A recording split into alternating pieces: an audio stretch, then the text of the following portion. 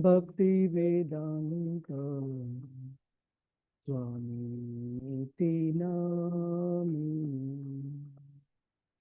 नमस्ते सरस्वती देवी गौरवाणी प्रचारिणी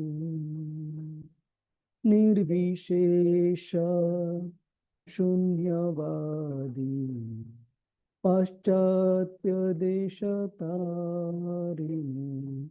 जय श्री कृष्ण चैतन्य प्रभु नित्यानंदा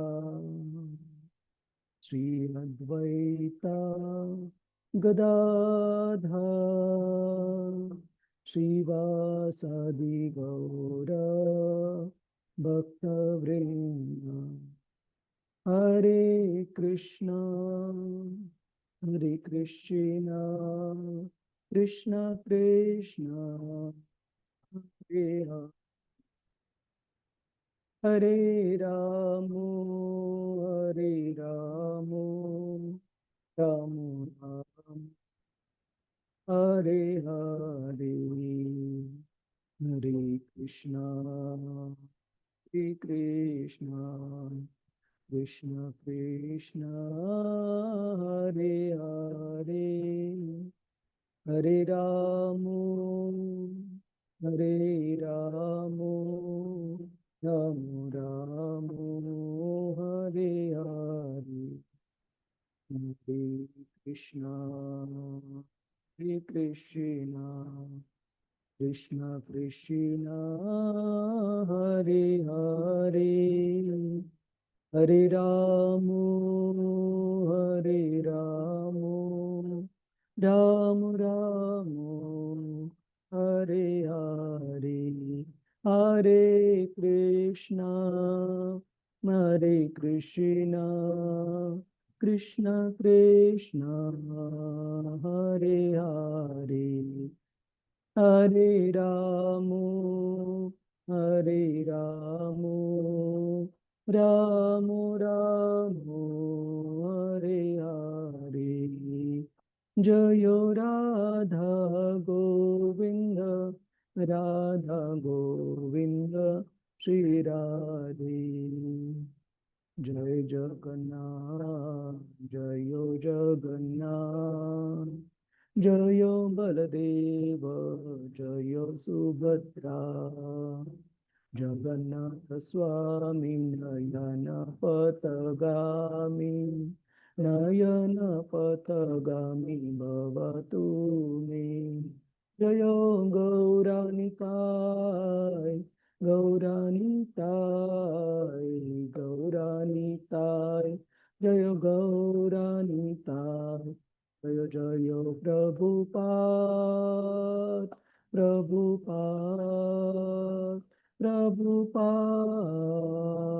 प्रभुपाद। जय जय गुरुदेव गुरुदेव।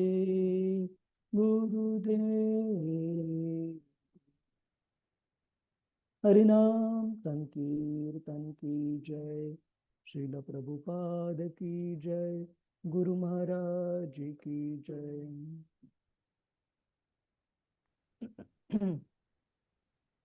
हरे कृष्ण। हरे कृष्ण। प्रणाम। दंडवत माता जी। हरे कृष्ण प्रभु जी सादा प्रणाम। हरे कृष्णा दंडवत माता जी। हरे कृष्ण प्रभु जी सादर प्रणाम। हरे कृष्णा सभी को। हरे कृष्णा दंडवत। ओम नमो भगवते वासुदेवाय। ओम नमो भगवते वासुदेवाय। ओम नमो भगवते वासुदेवाय। नारायणं नमस्कृत्य नरं चैव नरोत्तमं देवीं सरस्वतीं व्यासं ततो जयमुदीरये। नष्टप्रायेषु अभद्रेषु नित्यं भागवत सेवया भगवतीरुत्तमश्लोके भक्तिर्भवति नैष्टिकी। कृष्णाय वासुदेवाय देवकीनन्दनाय च नन्दगोपकुमाराय गोविन्दाय नमो नमः। ॐ अज्ञानतिमिरन्धस्य ज्ञानाञ्जनशलाकया चक्षुरुन्मिलितं येन तस्मै श्रीगुरवे नमः। श्रीचैतन्यमनोभीष्टं स्थापितं येन भूतले स्वयं रूपा कदा मह्यं ददाति स्वपदान्तिकं। वन्देऽहं श्रीगुरो श्रीयुतापदकमलं श्रीगुरोन् वैष्णवांश्च श्रीरूपं सागरजाता सहगना रघुनाथान्वितं तं सजीवं साद्वैतं सावधूतं परिजनसहितं कृष्णचैतन्यदेवं श्रीराधा कृष्णपदान् सहगना ललिता श्रीविशाखान्वितांश्च। हे कृष्ण करुणा सिन्धु दीनबन्धु जगत्पते गोपेश गोपिका कान्त श्रीराधा कान्त नमोस्तुते। तप्त कांचन गौरांगी श्रीराधे वृंदावनेश्वरी वृषभानुसुते देवी प्रणमामि हरिप्रिये। वंशकल्पतरुभ्यश्च कृपा सिन्धुभ्य एव च पतितानां पावनेभ्यो वैष्णवेभ्यो नमो नमः। नमः ॐ विष्णुपदाय कृष्णपृष्ठाय भूतले श्रीमते भक्तिवेदान्त स्वामी इति नामिने। नमस्ते सरस्वते देवी गौरवाणी प्रचारिणे निर्विशेष शून्यवादी पाश्चात्य देशतारिणे। जय श्री कृष्ण चैतन्य प्रभु नित्यानंद श्री अद्वैत गदाधर श्रीवास आदि गौर भक्त वृंद। हरे कृष्णा कृष्णा कृष्णा हरे हरे, हरे राम राम राम हरे हरे। हरे कृष्णा प्रभु जी माता जी आप सभी का स्वागत है। हरे कृष्णा प्रभु जी सादर हरे कृष्ण हरे कृष्ण हरे हरे कृष्ण प्रणाम। हरे कृष्ण। आज के हरे कृष्ण विशेष आदर प्रणाम। हरे कृष्णा दंडवत माता जी। तो हमने पिछले बार देखा कि किस प्रकार से नैमिष अरण्य के जो ऋषि मुनि है सूत गोस्वामी जी को उन्होंने सेकेंडरी सेट ऑफ क्वेश्चन जो दूसरे भाग के प्रश्न है वो पूछे और विशेषतः उसमें वो जानना चाहते हैं कि श्रीमद् भागवतम का इतिहास, श्रीमद् भागवतम किस प्रकार से अवतरित हुआ और श्रीमद् भागवतम के प्रमुख वक्ता श्रील शुकदेव गोस्वामी, श्रीमद् भागवतम के रचयिता श्रील व्यासदेव और श्रीमद् भागवतम के प्रमुख श्रोता परीक्षित महाराज, इनके बारे में जानने में वो काफी उत्सुक है। और सूत गोस्वामी उनके उत्तर में उन्होंने शुरू में शुकदेव गोस्वामी जी के बारे में संक्षेप में बताया और महाराज परीक्षित के बारे में वो उसका उत्तर थोड़ी देर बाद जब श्रीमद् भागवतम के इतिहास के ऊपर चर्चा होगी उसके बाद वो प्रश्न वो उत्तर के लिए लेंगे। और श्रीमद् भागवतम के इतिहास बताते वक्त वो श्रील व्यासदेव जी को किस प्रकार से श्रीमद् भागवतम रचना करने की प्रेरणा प्राप्त हुई, उसके बारे में चर्चा कर रहे हैं। तो श्रील व्यासदेव जी के बारे में हमने देखा कि किस प्रकार से वो पराशर मुनि और वसु नाम के जो एक मछुआरे, उनकी बेटी का नाम क्या था? सत्यवती।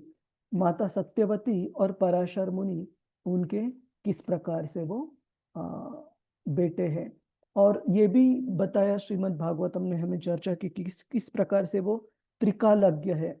श्रीमद् भागवतम में कुछ व्यक्तियों के बारे में, कुछ विशेष व्यक्तियों के बारे में ऐसे कहा गया है कि जो त्रिकालज्ञ है। त्रिकालज्ञ मतलब भूतकाल, वर्तमान और भविष्य तीनों वो देख पाते हैं।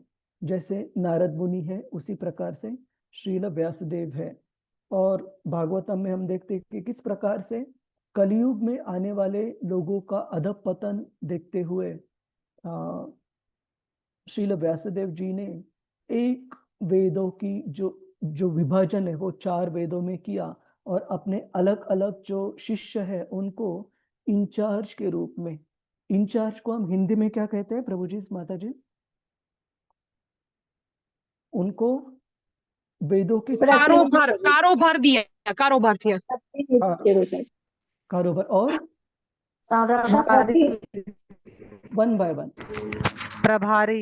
प्रभारी। हाँ, प्रभारी के रूप में उन्होंने अपने अलग अलग शिष्यों को वेदों के उन विभागों के लिए जिम्मेदारी निश्चय कर दी, सौंप दी। और हमने वेदों के अलग अलग विभाजन, उसके बारे में चर्चा की। तो अभी आगे बढ़ते। तो पिछले श्लोक में, श्लोक क्रमांक 21 में कहा गया है कि वेदों के 4 खंडों में विभाजित हो जाने के बाद पैल ऋषि ऋग्वेद के आचार्य बने और जैमिनी सामवेद के, यजुर्वेद के कारण एकमात्र वैशंपायन यशस्वी हुए। तो यहाँ पर वेदों के उस विभाजन के ऊपर चर्चा हुई है। तो हम आगे बढ़ते हैं श्लोक क्रमांक 22 के साथ। कृपया आप दोहराने की कोशिश कीजिएगा।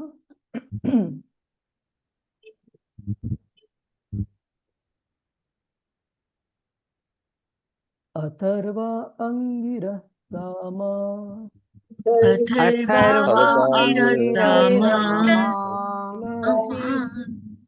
अथर्वा अंगिरः सामासित,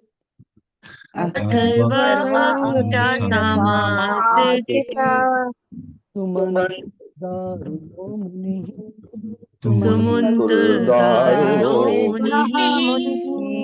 इतिहास पुराणानाम् पितामेरो महर्षणः,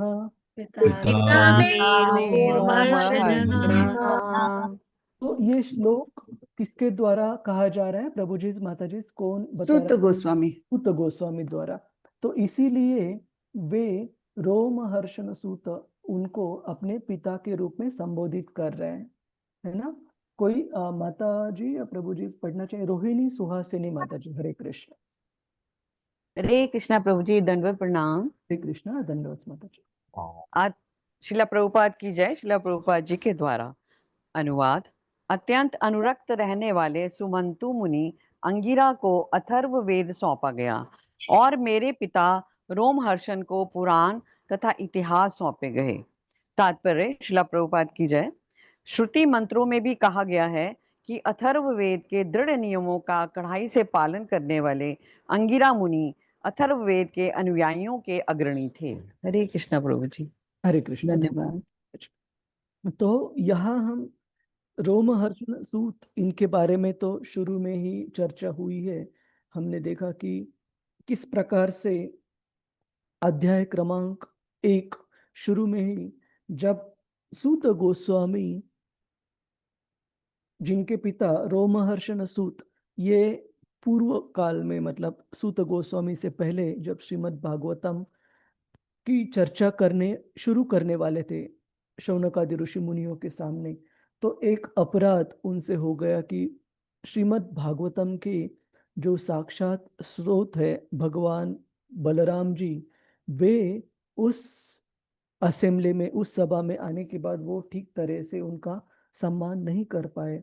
और बलराम जी ने एक छोटा सा एक तिनका लिया और उससे ही जो रोमहर्षण सूत है उनकी मृत्यु हो गई। तो कहने का मतलब है कि रोमहर्षण सूत एक साधारण व्यक्ति नहीं थे, वे श्रील व्यासदेव जी के शिष्य थे। लेकिन ऐसे महान व्यक्ति से भी कभी कभी, जो कि श्रीमद् भागवतम के ऊपर चर्चा कर रहे हैं, कभी कभी इस प्रकार की गलती हो सकती है। और हमने देखा कि किस प्रकार से बलराम जी खुद उनको पुनर्जीवित करने के लिए तैयार थे अगर शौनक आदि ऋषि मुनि चाहते। लेकिन नैमिषारण्य के ऋषि मुनियों ने सोचा कि जो भगवान ने एक बार कार्य किया है वो कभी गलत नहीं हो सकता। और तो फिर नैमिषारण्य ऋषि मुनियों की इच्छा के अनुसार और बलराम जी के आशीर्वाद के अनुसार सूत गोस्वामी को वो शक्ति प्राप्त कराई गई जिससे कि वो श्रीमद् भागवतम के ऊपर चर्चा आगे चलाए। तो इस प्रकार से पुराण और इतिहास का जो विभाग है वो रोमहर्षण सूत उनको सौंपा गया। श्रील व्यासदेव जी उनके हरे कृष्णा उनके अनुशासन या उनके विभाजन द्वारा। तो हम आगे बढ़ते हैं। त एत ऋषयो वेदम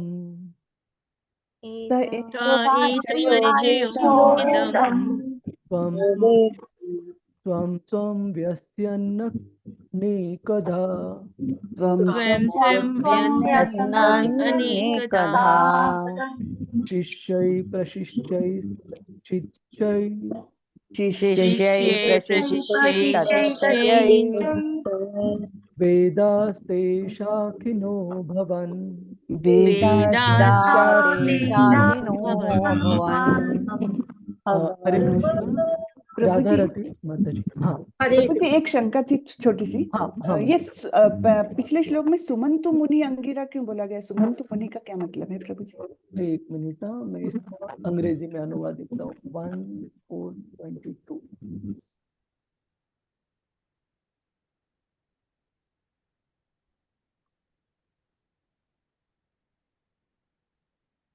ऑल्सो नोन एज सुमंतु मुनि। तो इससे अनुवाद से ऐसे दिखता है कि वो उनका दूसरा नाम है माता जी। अच्छा अच्छा, हाँ जी प्रभु, धन्यवाद प्रभु जी। हरे कृष्ण। राधा रति माता जी। हरे कृष्ण। हरे हरे कृष्ण। अत्यंत अनुरक्त रहने वाले सुमंत मुनि, ये हुआ है माता। अच्छा ये हो चुका है श्लोक, हाँ ये वाला। हरे कृष्ण। इन सब विद्वानों ने अपनी पारी में उन्हें सौंपे गए वेदों को अपने अन्य अनेक शिष्यों, प्रशिक्षुओं तथा उनके भी शिष्यों को प्रदान किया और इस प्रकार वेदों के अनुयायियों की अपनी अपनी शाखाएं बनी। तात्पर्य शील प्रपात की जय। शील प्रपात द्वारा तात्पर्य ज्ञान की मूल स्रोत वेद है। संसारी या दिव्य विज्ञान की कोई ऐसी शाखा नहीं है जो वेदों के मूल भाष्य से संबंधित न हो। उन्हें केवल विभिन्न शाखाओं के रूप में विकसित कर दिया गया है। मूलतः ये वे महान सम्मानीय एवं विद्वान आचार्यों द्वारा बनाई गई। दूसरे शब्दों में वैदिक ज्ञान विभिन्न शिष्य परंपराओं द्वारा भिन्न भिन्न शाखाओं में विभाजित होकर सारे विश्व में वितरित किया गया। अतः वेदों के परे स्वतंत्र ज्ञान का दावा कोई नहीं कर सकता। हरे कृष्ण। प्रभु जी सशक्त। हरे कृष्णा। धन्यवाद माता। श्रील प्रभुपाद की जय। तो आज ही हम अंग्रेजी भक्ति वैभव में एक बहुत विशेष मुद्दे के ऊपर चर्चा कर रहे थे। एक बार मैं वो स्लाइड भी आपके सामने खोलता हूँ कि उसमें हम चर्चा कर रहे थे कि किस प्रकार से भक्तों की धारणा होनी चाहिए सारे वैदिक ग्रंथों को लेकर। कभी कभी ये हो जाता है कि हम जानते हैं कि श्रीमद् भागवत हो या भगवत गीता हो, वो सारे ग्रंथों में सर्वश्रेष्ठ है। सारे वेदों का जो सार है वो वेदांत सूत्र है और वेदांत सूत्रों के ऊपर जो टिप्पणी लिखी है श्रील व्यासदेव जी द्वारा वो है श्रीमद् भागवत। तो कभी कभी हमें ऐसे लगता है कि हम श्रीमद् भागवतम पढ़ रहे या भगवत गीता पढ़ रहे या समझ रहे, तो इसका मतलब वैदिक ग्रंथ जो है वो निम्न स्तर पर है या हमें उससे कुछ लेना देना नहीं है। तो श्रील प्रभुपाद जी और बाकी आचार्यों की कृपा द्वारा श्रीमद् भागवत और भगवद गीता इत्यादि ग्रंथ हमारे जीवन में परिपूर्णता प्राप्त करने के लिए पूर्ण रूप से पर्याप्त है। लेकिन इसका मतलब ये नहीं है कि हम बाकी ग्रंथों की अवलोचना, मिनिमाइजिंग का हिंदी में क्या कहते हैं हम माता जी, प्रभु जी? अवलोचना, अवहेलना अवहेलना, करें। हाँ, अवहेलना करे। तो इसके लिए हम जो 10 हरिनाम के विरुद्ध जो अपराध हम सुबह बोलते हैं, 1 मिनट, हाँ वो खोलने दीजिए, हाँ, श्रुति शास्त्र निंदनम। तो जो 10 अपराध हम हरिनाम के प्रति जो सुबह मॉर्निंग प्रोग्राम में कहते हैं, उसमें चौथा जो अपराध आता है, टू ब्लास्फेम द वैदिक लिटरेचर्स और लिटरेचर्स इन पर्सुएंस ऑफ द वैदिक वर्जन। इसका मतलब जो भी शास्त्र है, वैदिक शास्त्र है, या जो दूसरे शास्त्र है जो वैदिक शास्त्रों के आधार पर लिखे गए हैं, उन किसी भी शास्त्र का अपमान करना, अवहेलना करना, ये भी हरिनाम के जप के प्रति एक अपराध है। तो भक्त के रूप में अगर श्रीमद् भागवतम, भगवद गीता, ये सारे वैदिक ग्रंथों में क्यों नहीं सर्वश्रेष्ठ हो, फिर भी हमने बाकी वैदिक ग्रंथों के लिए आलोचना कभी नहीं करनी चाहिए। ये कभी नहीं सोचना चाहिए कि ये ग्रंथ इरिलेवेंट या इनका उपयोग नहीं है। श्रीमद् भागवतम में कहा गया, और आगे चल के हम पढ़ेंगे कि किस प्रकार से सारे वैदिक ग्रंथ अलग अलग भौतिक स्तर के लोगों को आध्यात्मिक मार्ग के ऊपर आकर्षित करने के लिए और आध्यात्मिक मार्ग पर प्रगति करने के लिए किस प्रकार से ये सारे ग्रंथ बनाए हैं, और क्रमशः इन भौतिकवादी लोगों को धीरे धीरे करके प्रगति पथ पर लाने के लिए, आध्यात्मिक मार्ग की प्रगति पथ पर लाने के लिए इन सारे जो वैदिक ग्रंथ है इनका बहुत योगदान है। तो इसलिए कभी भी इन वैदिक ग्रंथों को हमने अवहेलना, आलोचना उनकी नहीं करनी चाहिए। नहीं तो ये न केवल उन वैदिक ग्रंथों के प्रति, लेकिन हरिनाम के जप के प्रति भी एक काफी बड़ा अपराध हो जाता है। तो हरिनाम में हमारी रुचि घट सकती है अगर हम इन वैदिक ग्रंथों का ठीक से ध्यान नहीं रखते या उनका सम्मान नहीं करते। तो पढ़ने की, समझने की जरूरत नहीं है, लेकिन उनका अपमान, उनकी आलोचना कभी भी हमसे नहीं होनी चाहिए। बहुत बहुत महत्वपूर्ण है। तो यहाँ पर हम देखते हैं कि इन सारे वैदिक ग्रंथों को श्रील व्यासदेव जी ने अपने शिष्यों को या फिर उनके शिष्यों को प्रदान किया, और आज भी ये सारे वैदिक शास्त्र की अलग अलग जो शाखाएं हैं, उन्हें, उनका इस्तेमाल तो भक्त भी करते हैं। जिस प्रकार से वास्तुशास्त्र, तो मंदिर भी जब बनाते हैं तो वास्तुशास्त्र के अनुसार जो आर्किटेक्चर है उसका वो देखा जाता है। उसी प्रकार से काफी बार भक्त घर वगैरह लेते वक्त भी ये सब चीजें देखते हैं हम। आयुर्वेद का इस्तेमाल सारे भक्त करते हैं अपनी सेहत के लिए, सेहत को अच्छा रखने के लिए। तो जरूर श्रील व्यासदेव जी का जो योगदान है पूरी मानवता के लिए, वो तनिक भी कम नहीं है, हम श्रीमद् भागवत या भगवद गीता को सर्वश्रेष्ठ मानते हुए भी। और दूसरी चीज है कि ये सारे वैदिक ग्रंथों के जो स्रोत है वो साक्षात भगवान है, जो कि अपौरुषेय, अपौरुषेय मतलब किसी भी साधारण व्यक्ति द्वारा ये ग्रंथ रचित नहीं है। और श्रील व्यासदेव जी खुद वो भी भगवान के ही एक अवतार है, जो हमने तीसरे अध्याय में इसके बारे में चर्चा की थी। So Srila Vyasadeva is a literary incarnation of the Lord, कि उन्होंने ग्रंथ की रचना के लिए इस विशेष कलयुग में, कलयुग के शुरू में उन्होंने श्रील व्यासदेव जी के रूप में अवतारित है इस भौतिक जगत पर। तो ये सारे कारण हैं जिस प्रकार से हमने वैदिक ग्रंथों की कभी भी आलोचना, कभी भी अपमान नहीं करना चाहिए। हम आगे बढ़ते हैं। प्रभु किसी जी का एक छोटी सी शंका है, पूछ हाँ सकती हूँ? हाँ माता जी, हरे कृष्ण। प्रभु जी कई बार ऐसी दूसरे लोगों से चर्चा होती तो वो लोग बोलते नहीं नहीं वो शिव पुराण तो सबसे बड़ा है, महादेव है वो। तब क्या हम ऐसे बोल सकते हैं कि ये बाद में लिखा गया है, तो भागवतम जो है ये बाद में लिखा गया तो ये ओवरराइड करता है उन तर्कों को, ऐसे बोल सकते हैं क्या हम प्रभु जी? देखिए, भगवत गीता में इस मुद्दे पर भी हम आज चर्चा कर रहे थे अंग्रेजी भक्ति वैभव में, कि भगवत गीता में हम ये पढ़ते हैं कि बीच वाले सेक्शन में अध्याय क्रमांक 7 से लेकर अध्याय क्रमांक 12, उसी के सेक्शन में शिला प्रभुपाद जी के तात्पर्य में हम देखते हैं, शिला प्रभुपाद जी बताते हैं कि हिंसा अलग अलग प्रकार की होती है। एक शारीरिक स्तर पर हिंसा होती है, और भक्त जो है वो पूरी तरह से केवल भक्त ही अहिंसा का पालन करते हैं। उसमें श्रील प्रभुपाद जी बताते हैं कि अहिंसा मतलब हमारी कृति, हमारे किसी भी आचरण, हमारे किसी भी शब्द, इनसे ना तो किसी को हानि पहुंचे, क्षति पहुंचे शारीरिक लेवल पर, लेकिन उनका जो विश्वास है वो भी किसी भी तरह से आध्यात्मिक मार्ग पर किसी भी तरह से ढलना नहीं चाहिए। तो ये जो अलग अलग बाकी व्यक्ति है जो कि अलग अलग देवताओं के उपासना में जुड़े हैं, भगवान कृष्ण भगवत गीता में कहते हैं कि वो भी भगवान कृष्ण की ही पूजा कर रहे हैं अविधि पूर्वकम। अविधि पूर्वकम मतलब अप्रत्यक्ष रूप से। तो कभी भी हमने किसी भी व्यक्ति की किसी भी शंका के ऊपर टिप्पणी करने से पहले एक ध्यान देना चाहिए कि मेरी इस टिप्पणी से कहीं उस व्यक्ति की जो धारणा, जो श्रद्धा है, वो किसी भी तरीके से ढलनी तो नहीं चाहिए। तो हर कोई व्यक्ति अपने अपने स्पीड, गति के हिसाब से भगवान कृष्ण की ओर मार्गक्रमण कर रहा है।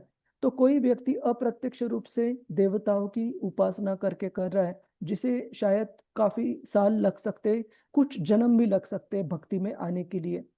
तो अगर हमारी किसी टिप्पणी की वजह से उनकी वो श्रद्धा देवताओं की उपासना में अगर किसी भी तरीके से ढलती है, तो उनको और ज्यादा समय लगेगा भगवान कृष्ण की ओर आते वक्त।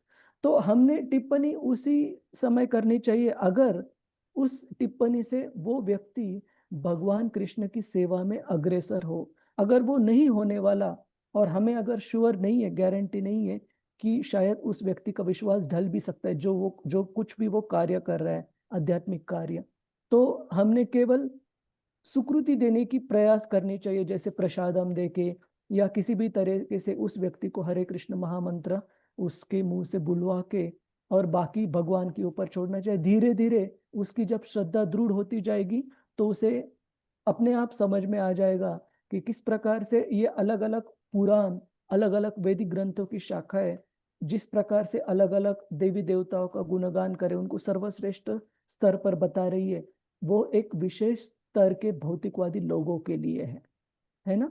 तो जी आपका जो सवाल है, तो डिपेंड करता है कि आप, हमारा कितना अधिकार है, हमसे वो कितना सुनना चाहते हो वो व्यक्ति। और अगर केवल और केवल वो चर्चा एक आर्ग्यूमेंट को हम क्या कहते हैं, एक बहस के बहस। स्तर पर ही होने वाली है, तो फिर कोई फायदा नहीं है माता जी। जी जी जी प्रभु जी, धन्यवाद प्रभु जी, Hare thank you Krishna. So much. Hare Krishna. और एक और मुद्दा हम काफी बार चर्चा करते हैं उस कथा की जो बाइबल में आती है, जीसस क्राइस्ट ने बताई है कि the story of a prodigal सन, मतलब भगवान के एक ऐसे बेटे की कथा जो कि उनसे विमुख होकर उनको छोड़कर चला गया है।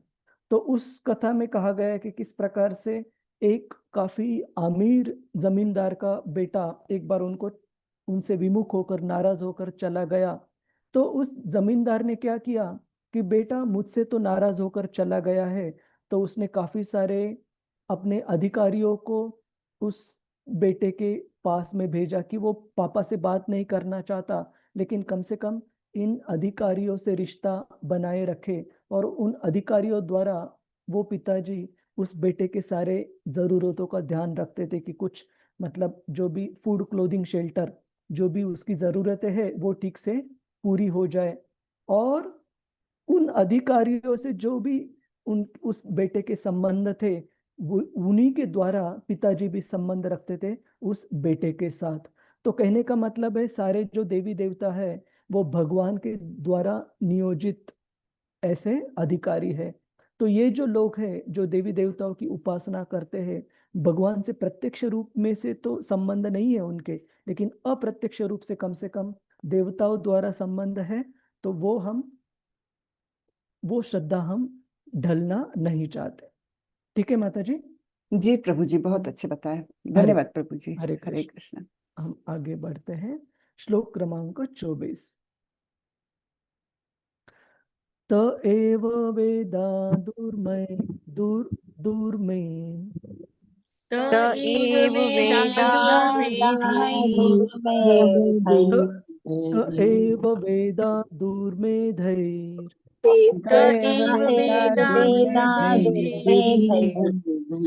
धार्यन्ते पुरुषैर्यथा धारयन्ते पुरुषैर्यथा एवं चकार भगवान् एवं चकार भगवान् व्यासः कृपणवत्सलः। व्यासः कृपणवत्सलः। तो इस श्लोक में श्रील व्यासदेव जी को विशेषतः कृपण वत्सल कर संबोधित किया गया है, जो कि अज्ञानी जनता के प्रति दयालु ऐसे श्रील व्यासदेव। तो हम एक बार अनुवाद और तात्पर्य पढ़ते हैं। नीता माता जी, हरे कृष्णा। हरे कृष्ण प्रभु जी, कोटि कोटि प्रणाम। धन्यवाद। श्री प्रभुपाद जी की जय। श्री प्रभुपाद जी के द्वारा प्रभु जी तात्पर्य पढ़ू ना सीधे? अनुवाद और तात्पर्य दोनों। जी जी जी। हरे कृष्णा। इस प्रकार अज्ञानी जन समूह पर अत्यंत कृपालु ऋषि व्यासदेव ने वेदों का संकलन किया, जिससे कम ज्ञानी पुरुष भी उनको आत्मसात कर सके।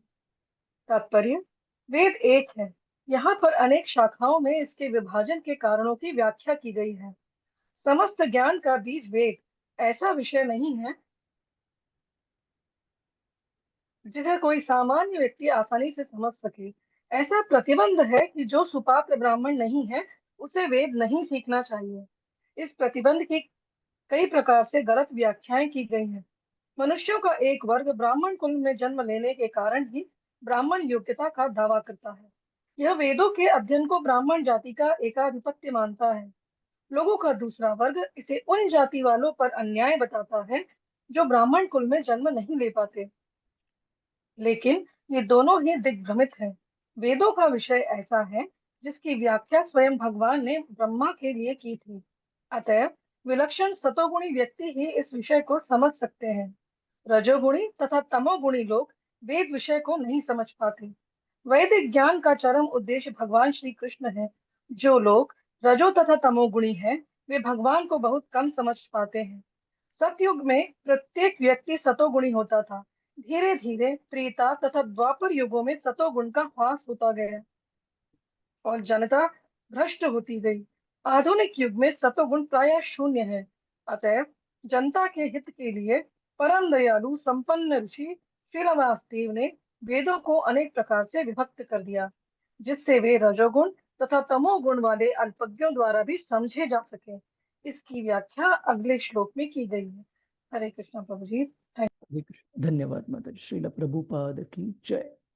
तो यहाँ पर हम कुछ मुद्दे समझ सकते हैं। सबसे पहला मुद्दा है कि कलयुग के अधपतन का एक लक्षण ये भी है कि जो चातुर्वर्ण्यम मया सृष्टम मतलब भगवान कृष्ण ने बनाई हुई इस वर्णाश्रम व्यवस्था का पूरी तरीके से अधपतन हमें देखने को मिलता है कलयुग में, जो कि शुकदेव गोस्वामी 12वें स्कंद के श्रीमद् भागवतम में भी इसका उल्लेख आता है कि किस प्रकार से कलयुग में जो कि वर्णाश्रम व्यवस्था है, जो कि गुण कर्म विभागश, गुण और कर्म के आधार पर भगवान ने जिसे बनाया है, वो एक जाति व्यवस्था के रूप में अधपतन उसका होता है, जहाँ की वो जाति व्यवस्था केवल और केवल जन्म के आधार पर किसी भी व्यक्ति को एक वर्ण या आश्रम में देखते हैं। तो यहाँ पर हमें बताया गया है कि ब्राह्मणों के लिए वैदिक ग्रंथों का अध्ययन मान्य किया जाता था, क्योंकि ब्राह्मण एक गुण और कर्म के आधार पर उसे ब्राह्मण का दर्जा दिया जाता था। जिस प्रकार से हम कितने सारे उदाहरण देखते हैं शास्त्रों में, जिस प्रकार से परशुराम जन्म तो उन्होंने ब्राह्मण पिताजी से लिया, लेकिन उनके जो कार्य गुण और कार्य थे वो एक क्षत्रिय के गुण और कार्य उन्होंने निभाए। उसी प्रकार से विश्वामित्र, उन्होंने जन्म तो एक क्षत्रिय कुल में लिया, लेकिन अपनी तपस्या के द्वारा उन्होंने ब्राह्मण पद को स्वीकार किया अपने तपस्या के द्वारा। तो ब्रह्म जानाति इति ब्राह्मणः, कि उस गुण और कर्म के आधार पर जो भी कोई व्यक्ति सत्व गुण में स्थापित हो, उसके लिए वेदों का ये अध्ययन बताया गया है। लेकिन इस पात्रता से देखा जाए तो कलयुग में कोई भी व्यक्ति सत्व गुण में उस तरीके से 100% रूप में स्थापित नहीं है। तो इस प्रकार से श्रील व्यासदेव जी ने देखा कि कलयुग में तो कोई भी व्यक्ति पात्र नहीं होगा इन वैदिक ग्रंथों का अध्ययन करने के लिए, इसलिए उन्होंने इस प्रकार से उसका विभाजन करवाया, ताकि रजोगुण और तमोगुण में स्थापित कलयुग के लोग भी इन वैदिक ग्रंथों का लाभ उठा पाए। तो ये श्रील प्रभुपाद जी बताते हैं, उनकी कृपा थी, उनकी दया थी कलयुग के पतित लोगों के ऊपर। अतएव जनता के हित के लिए परम दयालु संपन्न ऋषि श्रील व्यासदेव ने वेदों को अनेक प्रकार से विभक्त कर दिया, जिससे कि वे रजोगुण तथा तमोगुण वाले अल्पज्ञों द्वारा भी समझे जा सके। इसकी व्याख्या अगले श्लोक में की गई है। स्त्री शूद्र द्विज बंधुना स्त्री शूद्र द्विजबन्धूना त्रयीन श्रुति गोचरा गोचरा गोचरा कर्म श्रेयसी मूढ़ानां श्रेयसि मूढानां श्रेय एवं भवेदिह। एवं भवेदिह। इति भारतम् आख्यानम् इति भारतम् आख्यानम् कृपया मुनिना कृतम्। कृपया मुनिना हरे कृष्ण। सुरम्या माधवी माता जी, हरे कृष्ण। हरे कृष्ण प्रभु जी। महर्षि ने अनुकंपावश हित कर समझा कि यह मनुष्य को जीवन का परम लक्ष्य प्राप्त करने में सहायक होगा। इस प्रकार उन्होंने स्त्रियों, शूद्रों तथा द्विज बंधुओं के लिए महाभारत नामक महान ऐतिहासिक कथा का संकलन किया। हरे कृष्णा। द्विज बंधु का मतलब क्या है माता जी, प्रभु जी? जी, जो ब्राह्मण कुल में तो उत्पन्न है, यानी श्रेष्ठ कुल में उत्पन्न है, लेकिन उनके आचरण वैसे नहीं है, उनके कर्म और गुण वैसे नहीं है। तो वो द्विज के संबंधित, मतलब उनकी पात्रता नहीं है, लेकिन केवल भौतिक रूप से जाना जाए, रिश्ते से जाना जाए तो वो एक संबंधी है उन लोगों के। हाँ माता जी, तात्पर्य प्रभुपाद द्वारा श्रीला प्रभुपाद की जय। द्विज बंधु वे हैं जो ब्राह्मणों, क्षत्रियों तथा वैश्यों या आध्यात्मिक कुलों में जन्म तो लेते हैं, किंतु अपने पूर्वजों के तुल्य नहीं होते। ऐसे वंशज संस्कारों के अभाव में मान्य नहीं बन पाते। ऐसे संस्कार बालक के जन्म लेने के पूर्व से ही प्रारंभ हो जाते हैं और बीजारोपण शुद्धिकरण प्रक्रिया को गर्भाधान संस्कार कहते हैं। जो व्यक्ति गर्भाधान संस्कार अर्थात आध्यात्मिक परिवार नियोजन की इस प्रक्रिया से नहीं गुजरता, उसे वास्तविक द्विज के कुल में जन्मा नहीं माना जाता है। गर्भाधान संस्कार के पश्चात अन्य कई संस्कार होते हैं, जिनमें उपनयन संस्कार एक है। यह आध्यात्मिक दीक्षा के समय संपन्न होता है। इस विशेष संस्कार के पश्चात ही कोई द्विज कहलाता है। एक जन्म गर्भाधान संस्कार के समय गिना जाता है और दूसरा आध्यात्मिक दीक्षा के समय। जो इन महत्वपूर्ण संस्कारों से गुजरता है उसे प्रामाणिक द्विज कहा जा सकता है। यदि माता तथा पिता आध्यात्मिक परिवार नियोजन अर्थात गर्भाधान संस्कार का पालन किए बिना मात्र वासनावश संतानें उत्पन्न करते हैं, तो ये संतानें द्विज बंधु कहलाती है।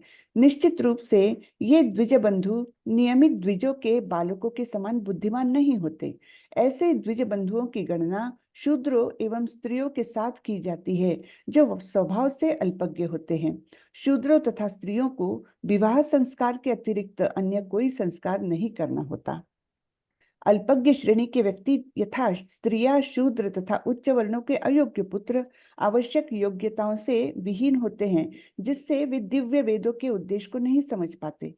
ऐसे मनुष्यों के लिए महाभारत लिखा गया है। महाभारत का उद्देश्य वेदों के उद्देश्य की पूर्ति है, अतः इस महाभारत में वेद का सार श्रीमद् भगवद गीता सन्निविष्ट है। अल्पज्ञ मनुष्य दर्शन की अपेक्षा कथाओं में अधिक रुचि दिखाते हैं, अतएव वेदों का दर्शन महाभारत में श्रीमद् भगवद गीता के रूप में सम्मिलित किया गया, जो भगवान श्री कृष्ण द्वारा बोला गया।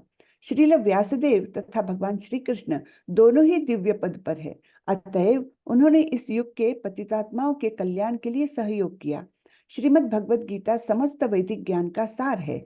यह आध्यात्मिक मूल्यों का वैसा ही प्रथम ग्रंथ है जिस प्रकार उपनिषदें हैं।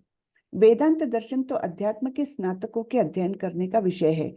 केवल स्नातकोत्तर आध्यात्मिक छात्र ही अध्यात्म या भगवत भक्ति में प्रवेश पा सकते हैं। यह एक महान विज्ञान है और इसके परमाचार्य श्री चैतन्य महाप्रभु के रूप में स्वयं श्री भगवान हैं।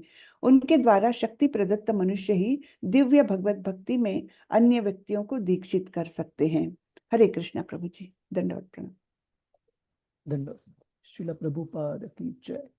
तो यहाँ हम देखते हैं कि काफी बार लोगों की ये गलत फहमी रहती है, क्या वैदिक ग्रंथ किसी विशेष व्यक्ति, किसी विशेष लिंग या किसी विशेष जाति के खिलाफ टिप्पणी करता है?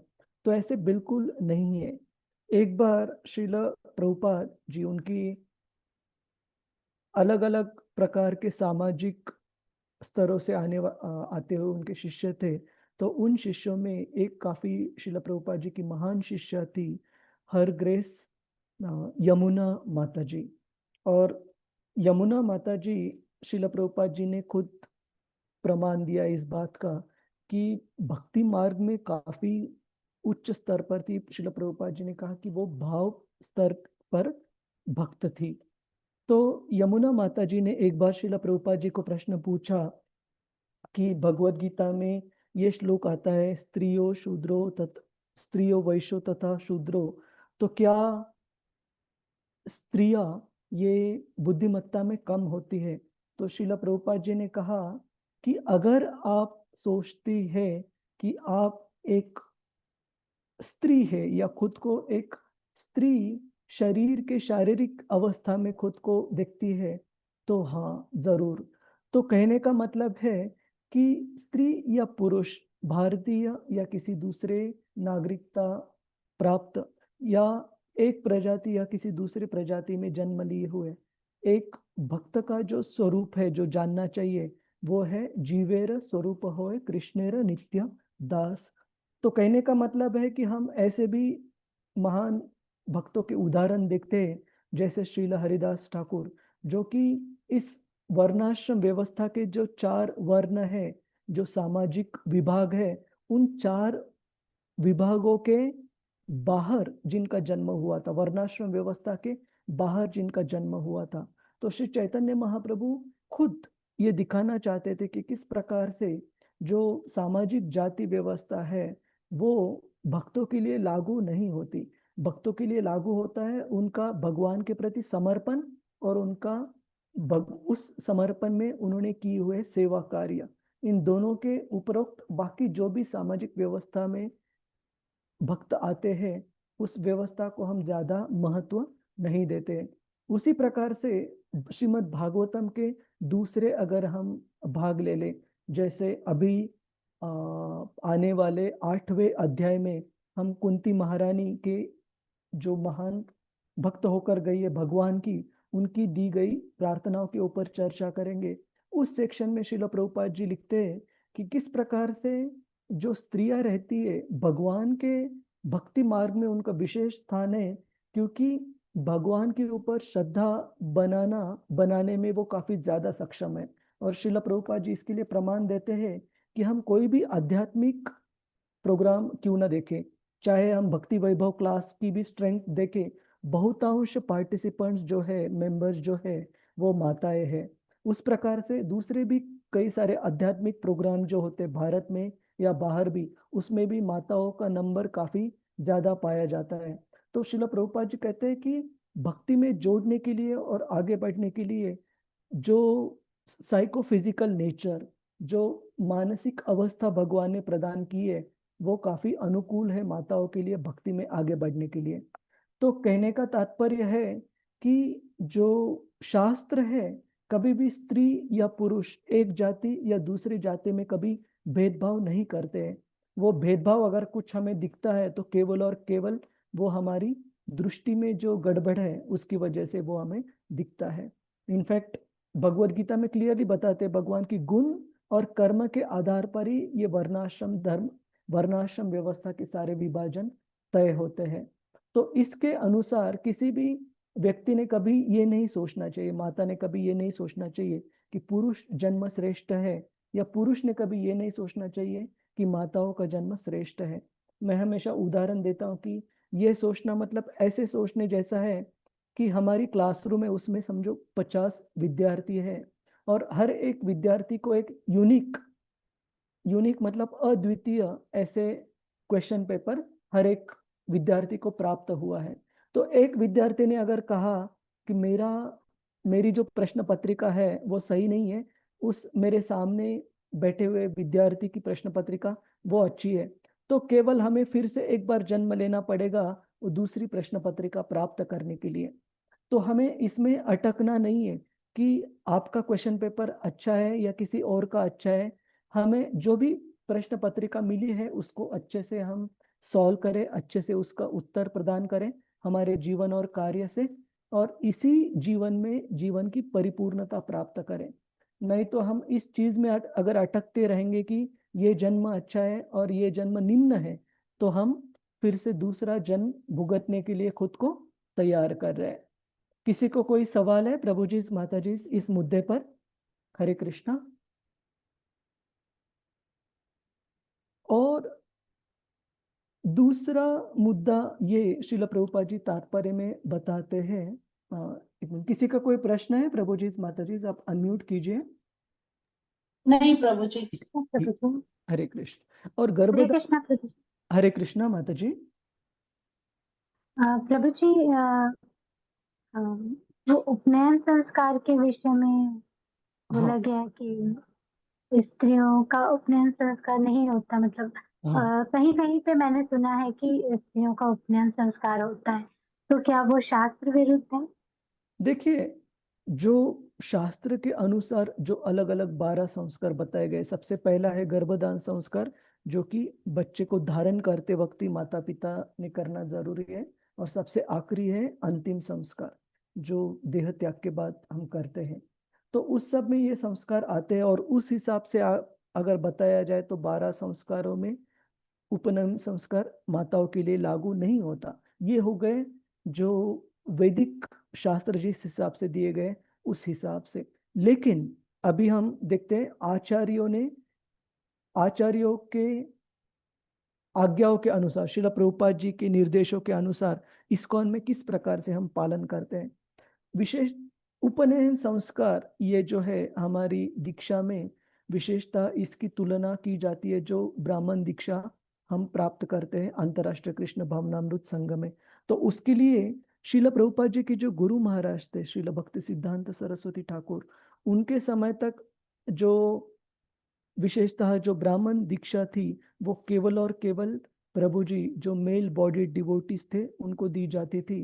लेकिन श्रील प्रभुपाद जी ने ऐसे कोई निर्देश नहीं दिए। उन्होंने प्रभु जी और माताएं दोनों को ब्राह्मण दीक्षा प्रदान की। तो आपके प्रश्न का उत्तर, जो पारंपरिक शास्त्र जो चलते आ रहे हैं 12 संस्कारों के बारे में जिसमें निर्देश है, उसके हिसाब से उपनयन संस्कार केवल मेल बॉडीड मतलब प्रभु जी के लिए है। लेकिन जो संस्थापक आचार्य श्रील प्रभुपाद जी, उन्होंने ऐसे कोई निर्देश नहीं दिए। ठीक है माता जी। हरे जी कृष्णा प्रभु प्रभु जी। हरे धन्यवाद कृष्ण, प्रभु जी। हरे कृष्ण। प्रभु जी, अनंत ब्राह्मण दीक्षा में हाँ जो पुरुष दीक्षा ले रहे हैं, पुरुष वैष्णव, उनको तो अब यज्ञोपवीत दिया जाता है, लेकिन महिलाओं को नहीं दिया जाता। हाँ, देखो ये टेक्निकलिटीज है। मेन क्या है कि मुख्य रूप से ब्राह्मण दीक्षा प्रदान की जा रही है, वो ब्राह्मण दीक्षा के साथ जो सेवा करने का जो अवसर है, विशेषतः अर्च विग्रह की सेवाओं के लिए वो भी प्रदान किया जा रहा है। तो बाकी तो टेक्निकलिटीज है ना। टेक्निकलिटीज का आपको एक उदाहरण देता हूँ कि जैसे दीक्षा करते वक्त सामान्य रूप से ये निर्देश है कि एक जो शिष्य है उसको एक विशेष पोशाक में होना चाहिए, उसने खुद के शरीर का शुद्धिकरण करना चाहिए, फ्रेश जो कपड़े हैं वो पहनने चाहिए। काफी गुरु महाराज ये भी निर्देश देते कि उस शिष्य ने मुंडन करना चाहिए। लेकिन ऐसे भी बहुत सारे उदाहरण, सर्कमस्टेंशियल रेस्ट्रिक्शंस, मतलब जो उस समय की जो व्यवस्था थी उसके हिसाब से कुछ कंस्ट्रेंट्स थे, जिसकी वजह से कुछ कुछ शिष्यों को दीक्षा देते वक्त श्रील प्रभुपाद जी ने ये सारे निर्देशों का पालन भक्त नहीं कर पाए। जैसे श्रील प्रभुपाद जी रशिया में जब गए थे, सबसे पहले जो उनके भक्त बने रशिया में, अनंत शक्ति प्रभु जी, 3 दिनों में वे श्रील प्रभुपाद जी के कांटेक्ट में आने के बाद श्रील प्रभुपाद जी ने तीसरे दिन उनको हरिनाम दीक्षा प्रदान की। और तब क्या ये सारे रिस्ट्रिक्शंस फॉलो कर पाए? नहीं। क्यों? क्योंकि रशिया में उस समय आयन कंटेंट, मतलब बहुत ज्यादा गवर्नमेंट के तरफ से स्क्रूटिनी थी हर आध्यात्मिक जीवन पालन करने के लिए। तो क्या इसका मतलब उनके दीक्षा में कोई कमी रह गई? बिल्कुल नहीं। तो कहने का मतलब है कि किसी भी शास्त्र के निर्देश में दो चीजें हैं, एक है तत्व और उस तत्व के लिए दिए गए जो डिटेल्स को मतलब जो विस्तारित निर्देश है। तो तत्व सबसे ज्यादा महत्वपूर्ण है और विस्तारित निर्देश जो है वो स्थल काल और पर्यत्व थोड़े इधर उधर एडजस्टमेंट की जा सकती है। तो उसी प्रकार से माताओं को ये जो जनुआ जो है वो नहीं दिया जा, that is just a technicality. मुझे उसका बैकग्राउंड पता नहीं है क्यों दिया जाता है क्यों नहीं दिया जाता।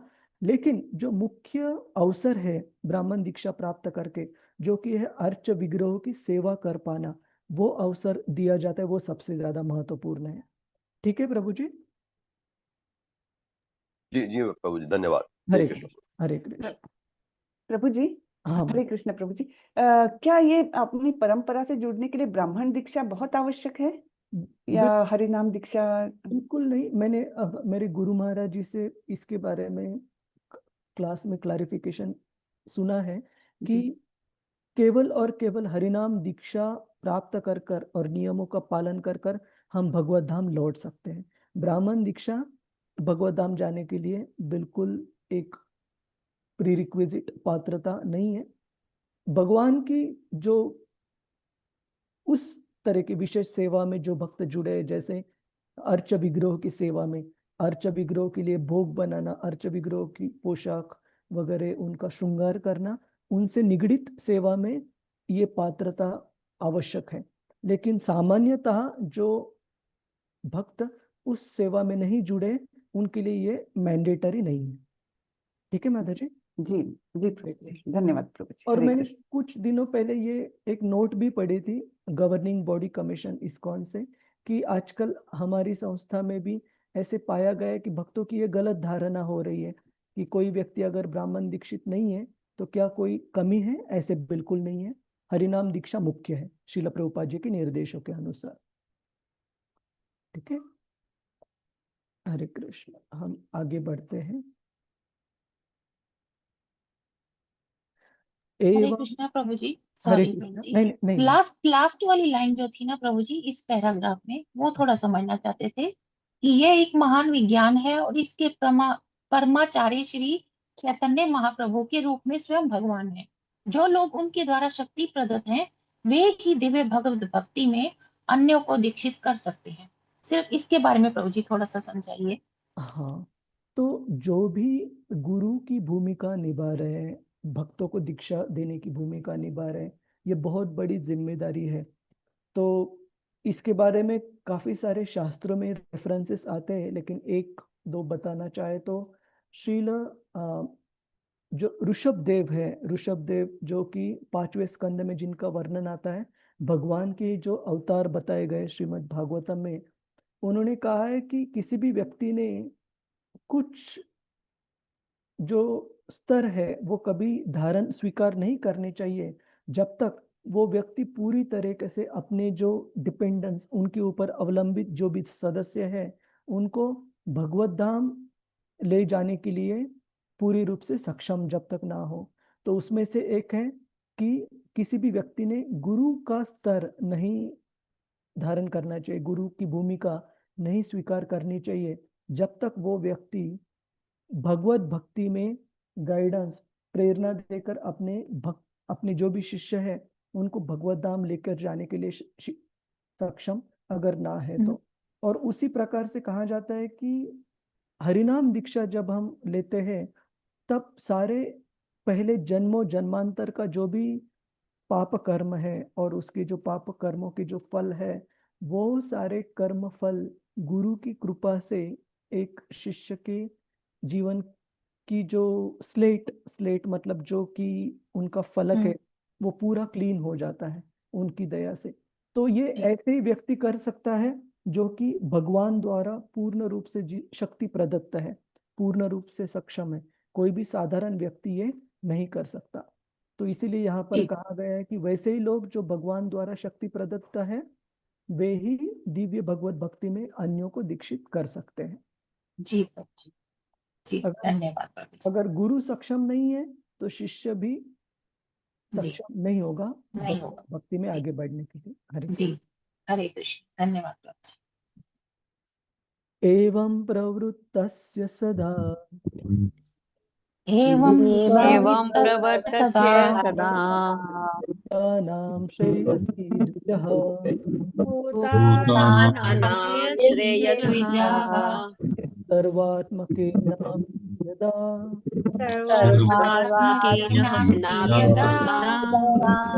न अतुष्यदयः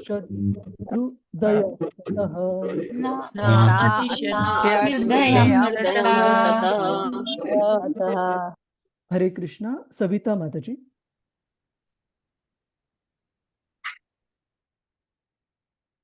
हरे कृष्णा। हरे कृष्णा। यस, हरे कृष्णा सभी को। अनुवाद।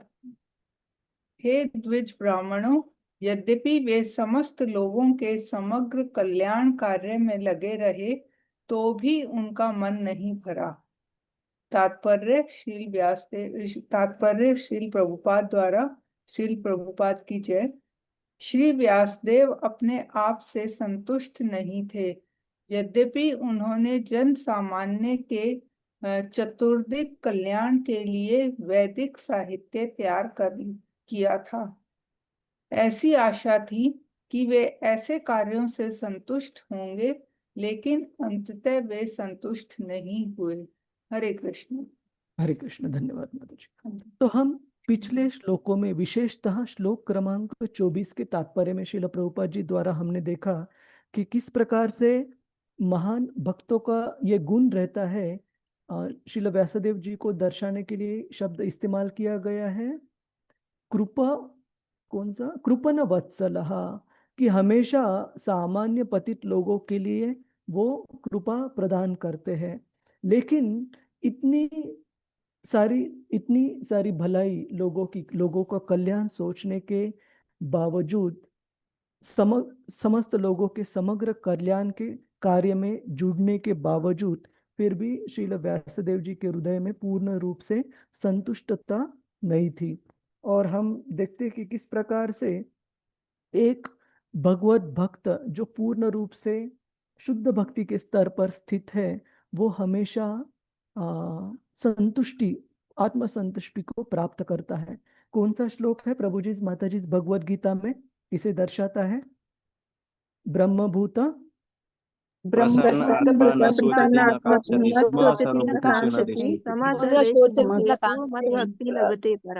हाँ, बहुत अच्छा। कि जो ब्रह्मभूत स्तर पर जो व्यक्ति है वो पूर्ण रूप से प्रसन्न आत्मा रहता है। और चाहे जीवन में कितने भी कठिनाई हो, कितने भी मुश्किलें क्यों ना हो, ऐसे व्यक्ति अपने पूर्ण प्रसन्न अवस्था से कभी ढलता नहीं है। जिस प्रकार से हम बहुत सारे उदाहरण भागवत में देखते हैं, जैसे शुकदेव गोस्वामी इतने महाभागवत भक्त थे, लेकिन भागवत के 19वें अध्याय में 18वें अध्याय में बताया गया है कि किस प्रकार से शुकदेव गोस्वामी जब एक सामान्य व्यक्ति के रूप में चल रहे थे, तो हस्तिनापुर के जो बच्चे और जो स्त्रियां वगैरह बाकी जो समाज के सदस्य थे, उनको एक पागल व्यक्ति समझकर उनका मजाक उड़ा रहे थे, पत्थर वगैरह फेंक रहे थे। लेकिन शुकदेव गोस्वामी जी ने पूर्ण रूप से दुर्लक्षित किया उनको। लेकिन जब महाराज परीक्षित और शुकतल पर वहां पर उपस्थित हुए बाकी सारे जो ऋषि मुनि थे, देवताएं थे, वो जब खड़े होकर उनको आदर सम्मान प्रदान करने लगे, तब इन बच्चों को माताएं और बाकी जो समाज के सदस्य थे, उनको पता चला कि अरे, हमने तो इनको एक साधारण व्यक्ति के रूप में, एक पागल व्यक्ति के रूप में सोचा था, लेकिन ये तो एक महान व्यक्ति है, भगवान के महान भक्त है। तो कहने का मतलब है, इस प्रकार के जो महान भक्त रहते हैं, वो जीवन के किसी भी अवस्था में पूर्ण रूप से प्रसन्नता प्राप्त करते, ब्रह्म भूत अवस्था प्राप्त करते। उसी प्रकार से ऋषभदेव जी का भी वर्णन आता है श्रीमद् भागवतम में। उसी प्रकार से अवधूत, जो जिनको प्रहलाद महाराज मिले थे एक जंगल में सैर करते वक्त, उनका भी वर्णन आता है। लेकिन यहाँ पर हम देखते हैं कि श्रील व्यासदेव, जिन्होंने समस्त सामान्य लोगों की पतित अवस्था को लेकर इतना चिंतन किया, और उस चिंतन से उन्होंने इतना महान कार्य किया कि सारे वेदों का विभाजन करना, उन वेदों के विभाग के लिए अलग अलग उनके शिष्यों को नियुक्त करना, ये सारे लोगों के कल्याण के लिए कार्य करने के बावजूद उनके हृदय में संतुष्टता उनको पूर्ण रूप से नहीं प्राप्त हुई। और यहाँ पर श्रील प्रभुपाद जी आने वाले श्लोकों के तात्पर्य में बताएंगे कि किस प्रकार से श्रील व्यासदेव तो भगवान के अवतार है, लेकिन अपने उदाहरण से वो दिखाना चाहते हैं कि किस प्रकार से भगवान की शुद्ध भक्ति का पालन और प्रचार प्रसार किए बिना बाकी हम कोई भी सामाजिक उद्धार का कार्य अगर करेंगे, तो पूर्ण रूप से संतुष्टि हमें नहीं प्राप्त हो सकती। ये श्रील व्यासदेव जी खुद अपने उदाहरण से हमें यहाँ पर सिखा रहे हैं। तो ये हमने तात्पर्य पढ़ा प्रभु जी, माता जी, ये नहीं पढ़ा, ये बाकी है? नहीं पढ़ा प्रभु जी। हो गया प्रभु जी, हो पढ़ लिया हो गया प्रभु जी। हम आगे श्लोक क्रमांक 27। नाति प्रसिद्ध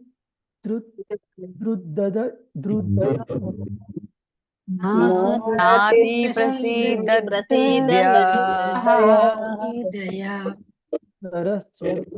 सरस्वत्यातटेषु च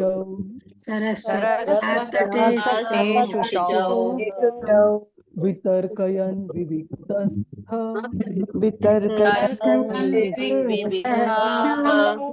इदं उवाच धर्मवित्।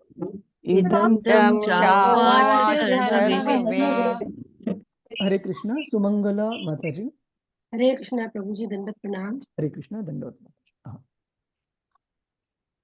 भावार्थ इस प्रकार मन में असंतुष्ट होने के कारण ऋषि ने तुरंत विचार करना प्रारंभ कर दिया, क्योंकि वे धर्म के सार के ज्ञाता थे और उन्होंने मन ही मन कहा। तात्पर्य श्रील प्रभुपाद की जय। श्रील प्रभुपाद जी के द्वारा ऋषि अपने मन के असंतोष का कारण ढूंढने लगे। सिद्धि तब तक नहीं मिल पाती जब तक कोई हृदय से संतुष्ट ना हो। हृदय की तुष्टि को पदार्थ से परे ढूंढने की आवश्यकता है।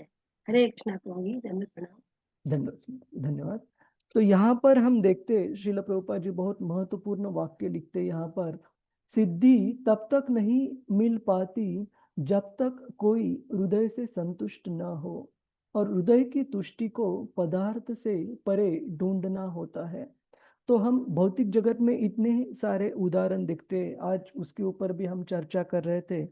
दूसरे स्कंद के दूसरे अध्याय में शुकदेव गोस्वामी बताते हैं कि किस प्रकार से इस भौतिक जगत की और भौतिक जगत की पदार्थ के स्तर पर ही नहीं, लेकिन शास्त्र के आधार पर जो अलग अलग वैदिक ग्रंथ है उनके आधार पर भी जो भौतिक कर्म कांड का जो मार्ग है उसे कहा गया है केवल नाम के लिए उसमें आनंद की व्याख्या दी गई, भौतिक आनंद की, लेकिन वो आनंद ऐसे है जैसे कि पूरी तरीके से इमेजिनेशन मतलब काल्पनिकता।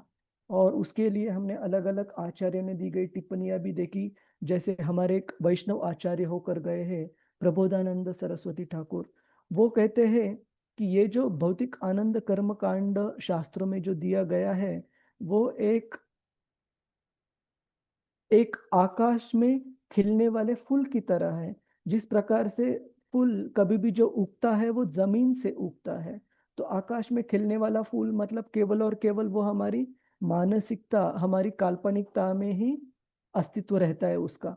उसी प्रकार से ये जो भौतिक जो संतुष्टि का जो भौतिक संतुष्टि की जो इच्छा है वो केवल और केवल हमारी काल्पनिकता में ही रहती है, वो कभी भी अस्तित्व में प्रत्यक्ष रूप से कभी भी अस्तित्व में नहीं प्राप्त हो सकती। जब तक हम हृदय की तुष्टि को नहीं प्राप्त करें तब तक सही रूप से संतुष्टता हमें नहीं प्राप्त हो सकती। और आज के भौतिकवादी जगत में हम देखते हैं कि इतने सारे लोग इतने सारी भौतिक प्राप्तियां होने के बावजूद अभी भी हृदय में असंतुष्ट है। इस पृथ्वी पर जो सबसे अमीर व्यक्ति है वो भी पूरी रूप से संतुष्ट, हृदय में संतुष्ट नहीं है। तो अगर वो संतुष्ट नहीं है तो बाकी लोगों का क्या कहना। और उसका भी छोड़िए, जो स्वर्गों के जो राजा है इंद्र, उनके भी हृदय में पूर्ण रूप से संतुष्टता नहीं है, इतना सब ऐश्वर्य प्राप्त होने के बावजूद। तो हृदय की संतुष्टि को श्रील प्रभुपाद जी लिखते पदार्थ से परे ढूंढना होता है। तो हम आगे बढ़ते हैं। हरे कृष्णा प्रभु जी। हरे कृष्णा। यस माता जी।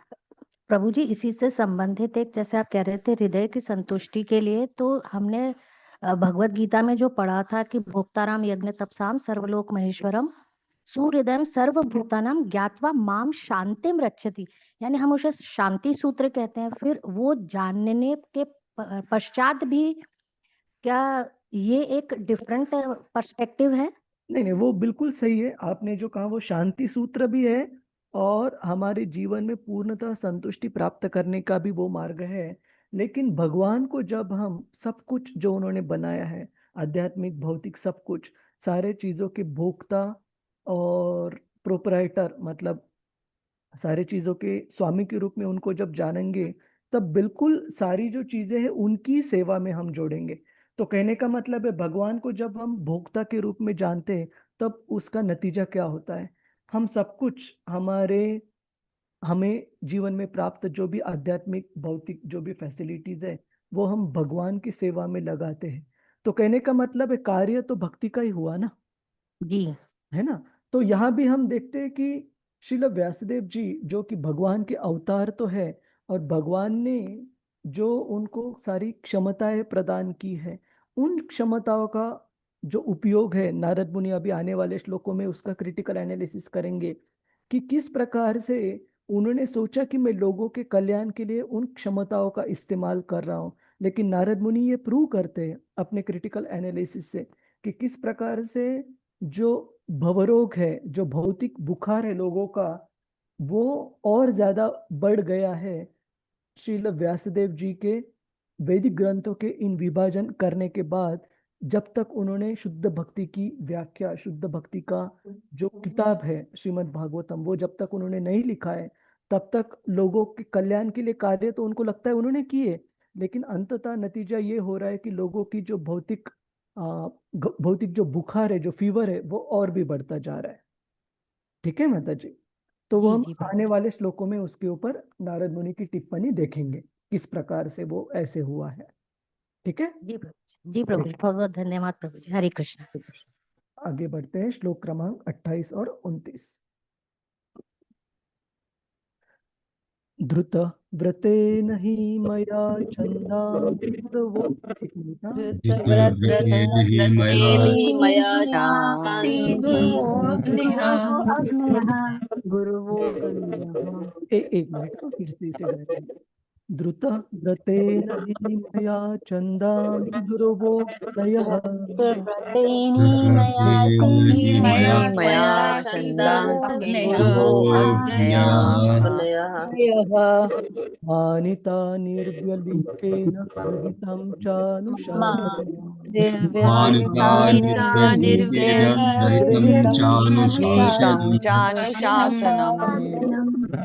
भारतव्यपदेशेन साम्नायार्थश्च प्रदर्शितः।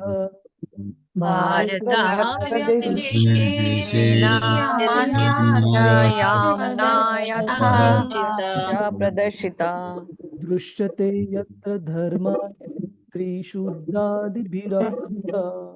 दृश्यते यत्र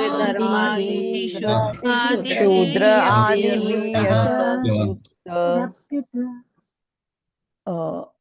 हरे कृष्णा। चित्रा माता जी।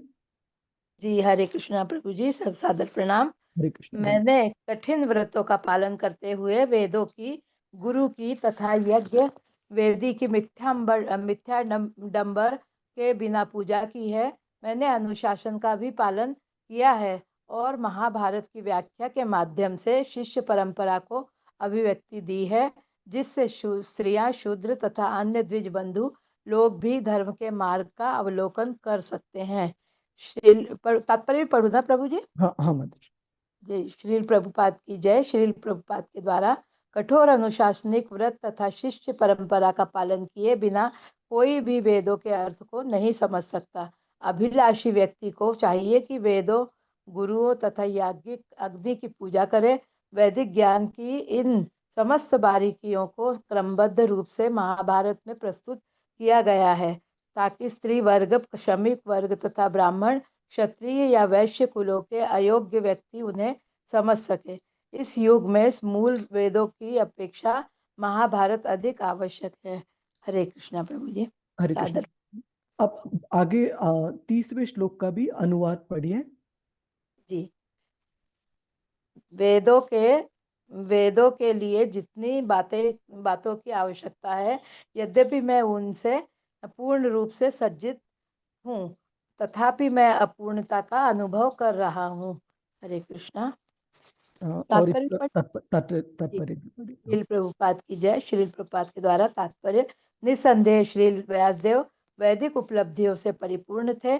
पदार्थ जड़ता में डूबे हुए जीव की शुद्धि वेद वर्णित कृत्यों से ही संभव है, लेकिन चरम उपलब्धि तो भिन्न है। इसे प्राप्त किए बिना जीव चाहे पूर्ण रूप से सज्जित क्यों न हो, दिव्य स्थिति को प्राप्त नहीं कर सकता।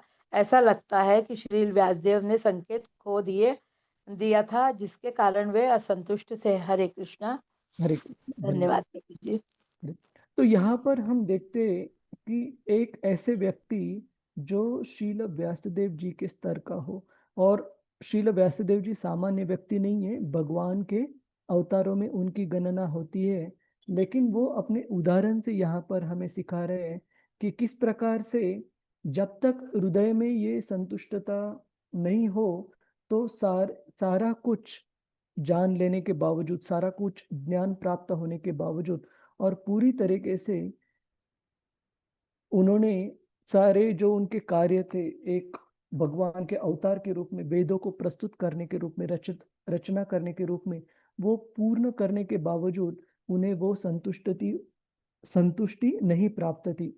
और ये अगर प्राप्त नहीं है तो व्यक्ति ये सारे उपलब्धियां प्राप्त करने के बाद भी कभी भी संतुष्ट या पूरी रूप से खुश नहीं रह सकता।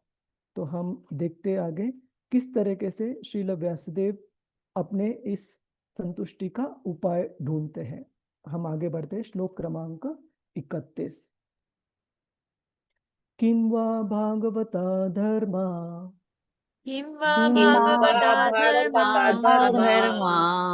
प्रायेण निरूपितः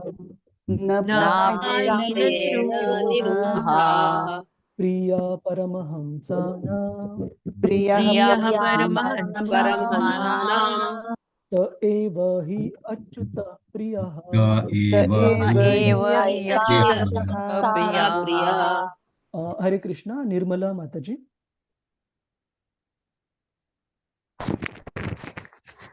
जी प्रभु जी, हरे कृष्ण। कि इसका हो सकता है कि मैंने भगवान की भक्ति का विशेष रूप से कोई संकेत न किया हो, जो सिद्ध जीव अच्युत भगवान दोनों को प्रिय है। तात्पर्य, शील प्रभुपाद की जय। शील प्रभुपाद के शब्दों में, शील व्यासदेव जिस असंतोष का अनुभव कर रहे थे वह यहाँ पर उन्हीं के शब्दों में व्यक्त हुआ है। यह असंतोष भगवान की भक्ति में जीव की ही सामान्य दशा में अनुभव किया गया था। जब तक कोई सेवा की सामान्य दशा में स्थित नहीं होता, तब तक न तो भगवान और न ही जीव पूरी तरह संतुष्ट हो सकते हैं। उन्हें इस दोष का अनुभव तब हुआ जब उनके गुरु नारद मुनि उनके पास आए। इसका वर्णन इस प्रकार हुआ है। हरे कृष्ण प्रभु जी। हरे कृष्ण, धन्यवाद। तो इस तात्पर्य में ये जो स्टेटमेंट है श्रील प्रभुपाद जी जो लिख रहे हैं, बहुत बहुत महत्वपूर्ण है कि हम सब अपनी सामान्य अवस्था में, और सामान्य अवस्था मतलब जो हमारी स्वाभाविक अवस्था है, भगवान के एक दास, भगवान के एक सेवक के रूप में या सेविका के रूप में, जब तक हम पूरी तरह से भगवान की सेवक के रूप में नहीं स्थित होते हैं, तब तक अगर कोई व्यक्ति भगवान क्यों ना हो, ऑफ कोर्स सामान्य कोई भी व्यक्ति भगवान कभी नहीं हो सकता, लेकिन भगवान के अवतार श्रील व्यासदेव यहाँ पर अपने उदाहरण से प्रस्तुत कर रहे हैं। तो ऐसे व्यक्ति, चाहे वो व्यक्ति भगवान क्यों ना हो या सामान्य जीव क्यों ना हो, वो पूरी तरह से संतुष्ट कभी नहीं हो सकता जब तक वो भगवान की दी गई सेवा में अच्छी तरह से, पूरी तरह से स्थित क्यों ना हो। जैसे कि श्रीला व्यासदेव जी ने पाया, अभी नारद मुनि जब वहां पर प्रकट होते हैं और विश्लेषण करते हैं, क्रिटिकल एनालिसिस को हम हिंदी में क्या कहते हैं प्रभु जी, माता जी? क्रिटिकल एनालिसिस, आलोचनात्मक विश्लेषण प्रभु जी। हाँ, आलोचनात्मक विश्लेषण। अपने शिष्य ने जो भी कार्य किया है उसका आलोचनात्मक विश्लेषण करते हैं श्रीला नारद मुनि। और ये जो भावना है कि शायद मैंने भगवान की भक्ति के बारे में जितना चाहिए उतना पर्याप्त मात्रा में संकेत नहीं किया, उसका वर्णन नहीं किया है, मेरे अभी तक जो भी रचनाएं हुई है उसमें, ये भावना व्यासदेव जी के हृदय में प्रकट हुई। और उसी समय वहां पर श्रीला नारद मुनि जी का आगमन हुआ, वो हम देखेंगे श्लोक क्रमांक 32 में। तस्यैवं खिलम् आत्मानं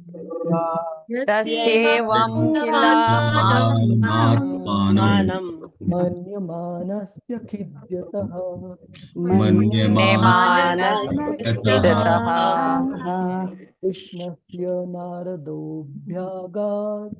कृष्णस्य नारदोऽभ्यागात् आश्रमं प्रागुदारितम्।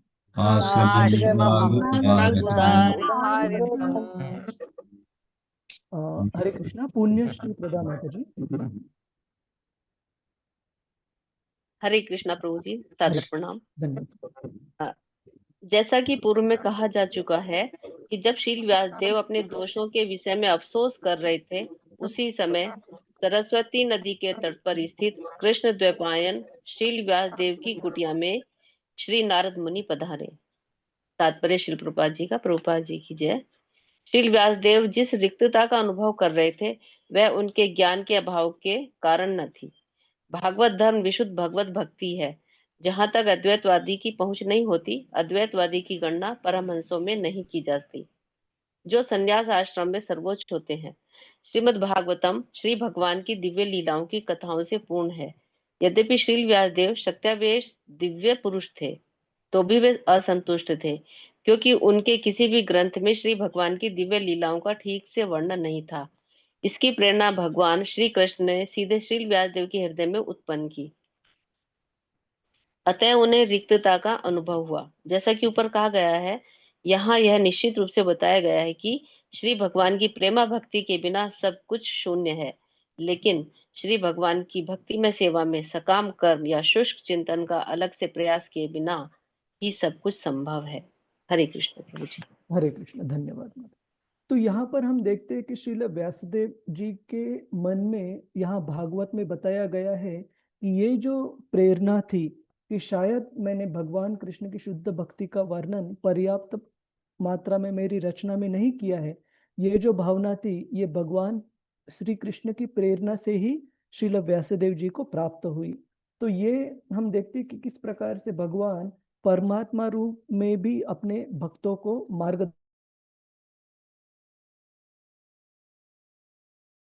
करते वक्त ये प्रेरणा उनको प्रदान की कि शायद ये कमी रह चुके मैंने की गई रचनाओं में। और दूसरी जगह पर श्रील नारद मुनि वहां पर उनका आगमन हुआ जबकि श्रील व्यासदेव जी को सबसे ज्यादा जरूरत थी। मतलब परमात्मा रूप में भगवान ने श्रील व्यासदेव जी को प्रेरणा की उनके खुद की रचनाओं का आलोचनात्मक विश्लेषण करने के लिए, और श्रील नारद मुनि को भी वहां पर उपस्थित करवाया ताकि वो अपने शिष्य की इस असंतुष्टि को, अपने शिष्य के हृदय के इस रिक्तता को भरने के लिए उनको मार्गदर्शन करे। तो यहाँ पर अभी श्रील नारद मुनि व्यासदेव जी के रचनाओं का विश्लेषण बताते। हरे कृष्णा प्रभु जी, ये 2 वाक्य थोड़ा समझाइए ना प्लीज। हाँ। भागवत धर्म विशुद्ध भगवत भक्ति है जहां तक अद्वैतवादी की पहुंच नहीं होती। अद्वैतवादी की गणना परमहंसों में नहीं की जाती जो संन्यास आश्रम में सर्वोच्च है।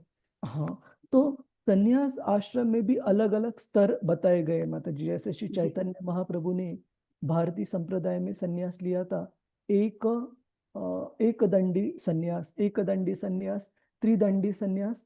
तो त्रिदंडी संन्यास वैष्णव सन्यासी लेते हैं, और वैष्णव सन्यासियों में भी सन्यासियों के अलग अलग स्तर है।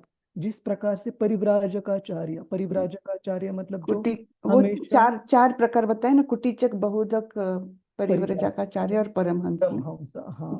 तो परिव्राजकाचार्य मतलब जो भगवान के भक्ति के प्रचार प्रसार के लिए हमेशा या एक जगह से दूसरी जगह पर भ्रमण करते हो। और उसी प्रकार से परमहंस ये सन्यासियों में सबसे उच्च स्तर माना जाता है, जिसकी की तुलना की जाती है राजहंस के साथ। कि जिस प्रकार से एक राजहंस किसी भी जगह से सारग्राही, मतलब वो पानी से दूध भी निकाल सकता है, सार हमेशा निकालता है, उसी प्रकार से परमहंस सन्यासी मतलब सन्यासियों में सर्वश्रेष्ठ स्तर, जो कि जहाँ की एक व्यक्ति पूरे जहां भी जाता है, जिस प्रकार से शुकदेव गोस्वामी हो या महाराज जड़ भरत हो या अवधूत हो,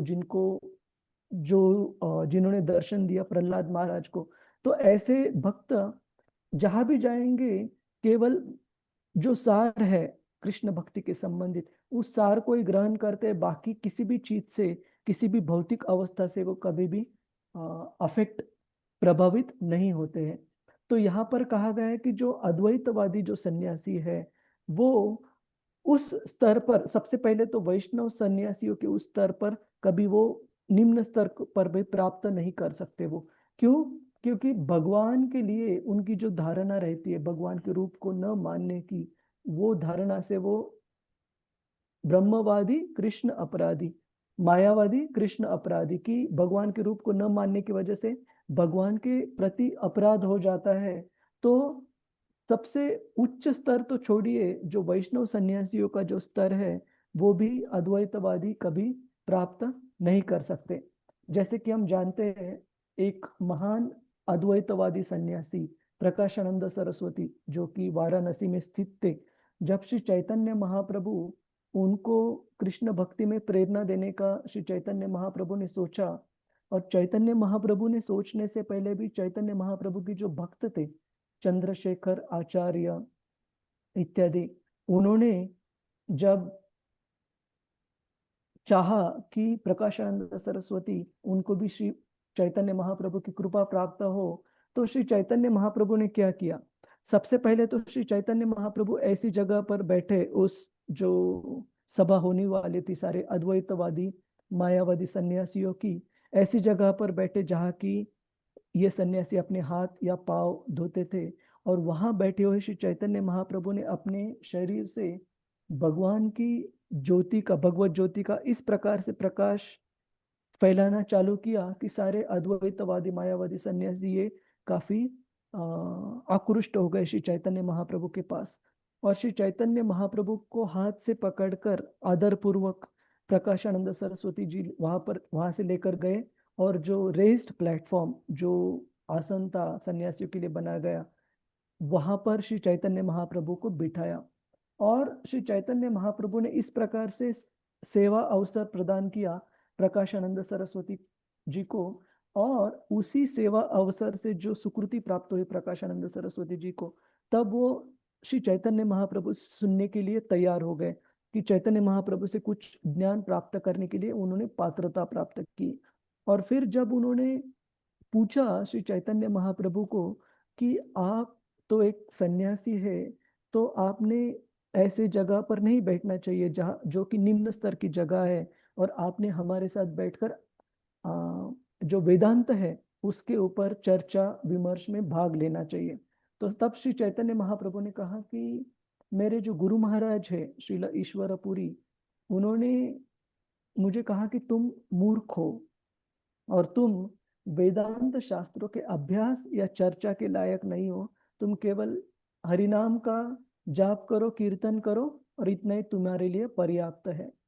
और बाद में चैतन्य महाप्रभु और भी चीजें बताते हैं कि किस प्रकार से मैंने जब हरिनाम लिया तब मुझे ये सारे अष्टविकार मेरे शरीर में निर्माण हुए, और मैंने जब मेरे गुरु महाराज जी को यह बताया तब उन्होंने कहा कि this is the success of your life my dear son, की ये जीवन की सबसे उच्चतम अवस्था है अगर आपको हरिनाम करते वक्त ये अष्टविकार धारण कर रहे हो, प्राप्त हो रहे तो तब जब ये प्रकाशानंद सरस्वती थे वो श्री चैतन्य महाप्रभु से सुनने के लिए तैयार हुए, तब उन्होंने शुरू में तो ये कहा कि मेरे गुरु ने मुझे एक मूर्ख व्यक्ति के रूप में देखा और हरिनाम गाने के लिए, जप करने के लिए कहा, लेकिन बाद में जो वेदांत की व्याख्या बताई श्री चैतन्य महाप्रभु ने, पूरे रूप से प्रकाशानंद सरस्वती और उनके जो अनुयायी थे, उनकी जो भी गलत धारणाएं थे, सब कुछ वो धारणाएं दुरुस्ती की श्री चैतन्य महाप्रभु ने अपने विवरण द्वारा, अपने विश्लेषण द्वारा। तो कहने का मतलब है कि अद्वैतवादी जो सन्यासी है, वैसे तो उनकी बिल्कुल पात्रता नहीं थी श्री चैतन्य महाप्रभु से सुनने की या श्री चैतन्य महाप्रभु को सेवा प्रदान करने की, लेकिन शुरू में श्री चैतन्य महाप्रभु ने सेवा अवसर देने के बाद जो सुकृति प्राप्त हुई, उस सुकृति से वो सुनने के लिए पात्रता प्राप्त की उन्होंने। तो कहने का मतलब है भगवान कृष्ण की प्रति जो अपराध करते हैं ऐसे मायावादी सन्यासी, उनका रूप न मानकर, उस अपराध की वजह से उनका जो स्तर है वो कभी भी वैष्णव सन्यासियों के साथ उसकी तुलना नहीं की जा सकती। और वैष्णव सन्यासियों में भी जो परमहंस है उनको सर्वोच्च कहा जाता है, सर्वोच्च स्तर कहा जाता है। जैसे हम जब प्रेम ध्वनि भी जब गाते हैं तो हम कहते कि ओम अष्टोदर्शक श्री श्रीमद परमहंस, या और भी कुछ कहते कि नित्य लीला प्रविष्ट श्री श्रीमद भक्ति सिद्धांत सरस्वती ठाकुर की। तो ये जो हम अलग अलग उपमा अलग अलग जो प्रदान करते हैं ऐसे महान सन्यासियों को, वो केवल और केवल वैष्णव सन्यासियों को ही दी जा सकती है। अद्वैतवादी सन्यासी भगवान के प्रति अपराध के कारण वो स्तर कभी उस स्तर पर पहुंच नहीं सकते। ठीक है माता जी? जी प्रभु जी, धन्यवाद प्रभु जी। और हरे कृष्ण प्रभु जी, दंडवत प्रणाम। हरे कृष्ण, धन्यवाद प्रभु जी। एक प्रभु जी, ये लास्ट लाइन में जो है ना, हाँ, ये कि यहाँ यह निश्चित रूप से बतलाया गया है कि भगवान की प्रेमा भक्ति के बिना सब कुछ शून्य है, लेकिन भगवान की भक्ति में सेवा में सकाम कर्म या शुष्क चिंतन का अलग से प्रयास किए बिना ही सब कुछ संभव है। इसका थोड़ा सा प्रभु जी विस्तार कर दीजिए। चलेगा प्रभु जी, मैं आता हूँ इस पर। एक जी। चीज और, हम जो मायावादी सन्यासी और वैष्णव सन्यासी के बारे में चर्चा कर रहे थे, तो यही कारण है कि शास्त्र में भी बताया गया चैतन्य चरितामृत में कि चैतन्य महाप्रभु ने वो इतने महान सर्वोच्च स्तर के भक्त की भूमिका निभाते हुए भी क्यों मायावादी संन्यास धारण किया, एक दंडी संन्यास क्यों धारण किया। तो ये प्रश्न भी ये दर्शाता है कि मायावादी जो संन्यास है वो वैष्णव संन्यासियों के स्तर पर नहीं माना जाता। तो क्यों उन्होंने ये संन्यास धारण किया? क्योंकि उस समय भारतीय संप्रदाय जो मायावादी सन्यासियों का संप्रदाय था सामान्य लोगों में काफी प्रचलित था। तो सामान्य लोगों को श्री चैतन्य महाप्रभु की शिक्षा धारण करने में कठिनाई ना हो, वो एकदम आसानी से श्री चैतन्य महाप्रभु की शिक्षा पा सके, इसलिए चैतन्य महाप्रभु जी ने एक दंडी संन्यास जो मायावादी संप्रदाय कहलाता है उसमें धारण किया, जस्ट लोगों को उनकी शिक्षा आसानी से प्रदान करने के लिए। तो ये इंसिडेंट, ये घटना भी ये दर्शाती है कि जो अद्वैतवादी जो मायावादी सन्यासी है वो वैष्णव सन्यास स्तर से उनका स्तर निम्न स्तर का होता है। ठीक है, तो हम अभी ये आखिरी स्टेटमेंट पर आते हैं। यहाँ यह निश्चित रूप से बताया गया है कि भगवान की प्रेम भक्ति के बिना सब कुछ शून्य है, लेकिन भगवान की भक्तिमय सेवा में सकाम कर्म या शुष्क चिंतन का अलग से प्रयास किए बिना ही सब कुछ संभव है। इस स्टेटमेंट को एक बार मैं अंग्रेजी में देखता हूँ। 1432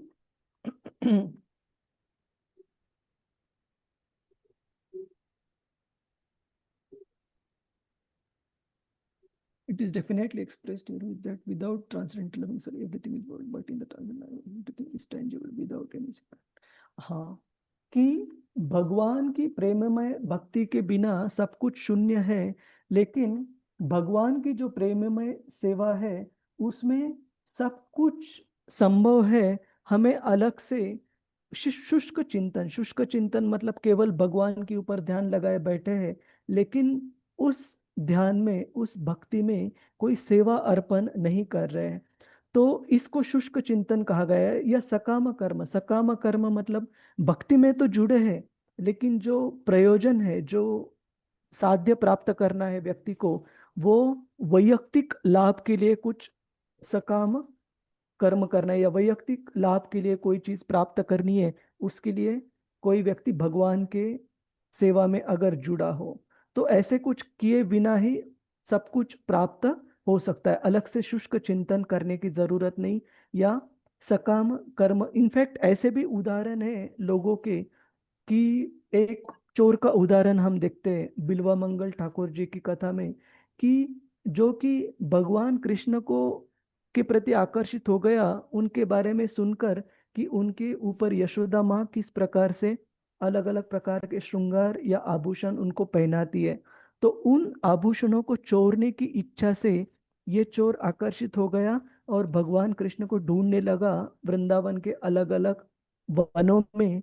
और कहा जाता है कि इस प्रकार के भौतिक लाभ की इच्छा करते हुए भी उन्होंने भगवान को ढूंढा, तो भी वह अंततः भक्त ही बन गया। और इस प्रकार के अनेक सारे उदाहरण हमें देखने को मिलते हैं कि भक्त आया तो भगवान की सेवा में किसी भौतिक लाभ की इच्छा करते हुए, लेकिन भगवान ने उसको अपना बना दिया, भगवान ने उसको भक्त बना दिया। तो एक उदाहरण और एक देता हूँ प्रभु जी, कि जब अंतर्राष्ट्रीय कृष्ण भावनामृत संघ का प्रचार प्रसार शुरू में जब रशिया में हो रहा था, तो जैसे मैंने कुछ समय पहले बताया कि बिल्कुल इतने सारे रेस्ट्रिक्शंस, इतने सारे बंधन थे कि बाहरी जगत में ओपनली खुलकर भगवान के भक्त, इस्कॉन के भक्त प्रचार प्रसार नहीं कर सकते थे रशिया में।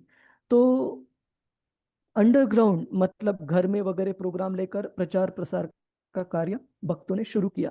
तब रशियन जो गवर्नमेंट था उस समय, उनकी जो इंटरनल सिक्योरिटी एजेंसी थी केजीबी, जैसे हमारी आईबी वगैरह है, इंटेलिजेंस ब्यूरो भारत में जैसे है, उस प्रकार से केजीबी नाम की संस्था थी रशिया में।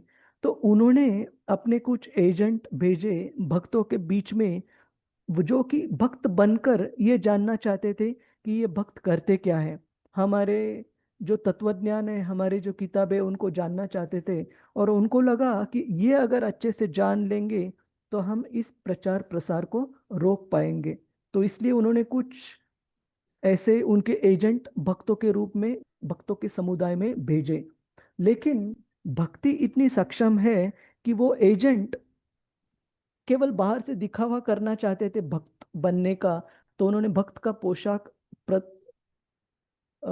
स्वीकार किया, भक्तों के जैसे तिलक लगाने लगे और भक्तों के साथ प्रोग्राम अटेंड करने के लिए जाने लगे। लेकिन केवल बाहरी रूप से ये दिखावा करते करते वो कब जेन्युइन भक्त बन गए उनको भी समझ में नहीं आया। तो कहने का मतलब है कि भगवान की भक्ति में अगर कोई इन निम्न इच्छाओं से भी आता है, सकाम कर्म की इच्छा से भी आता है, तो भी भगवान उसको अपनी भक्ति में जोड़ लेते हैं, कोई ये नहीं है। ठीक है प्रभु जी, हरे कृष्ण। हरे कृष्णा प्रभु जी, बहुत बहुत धन्यवाद।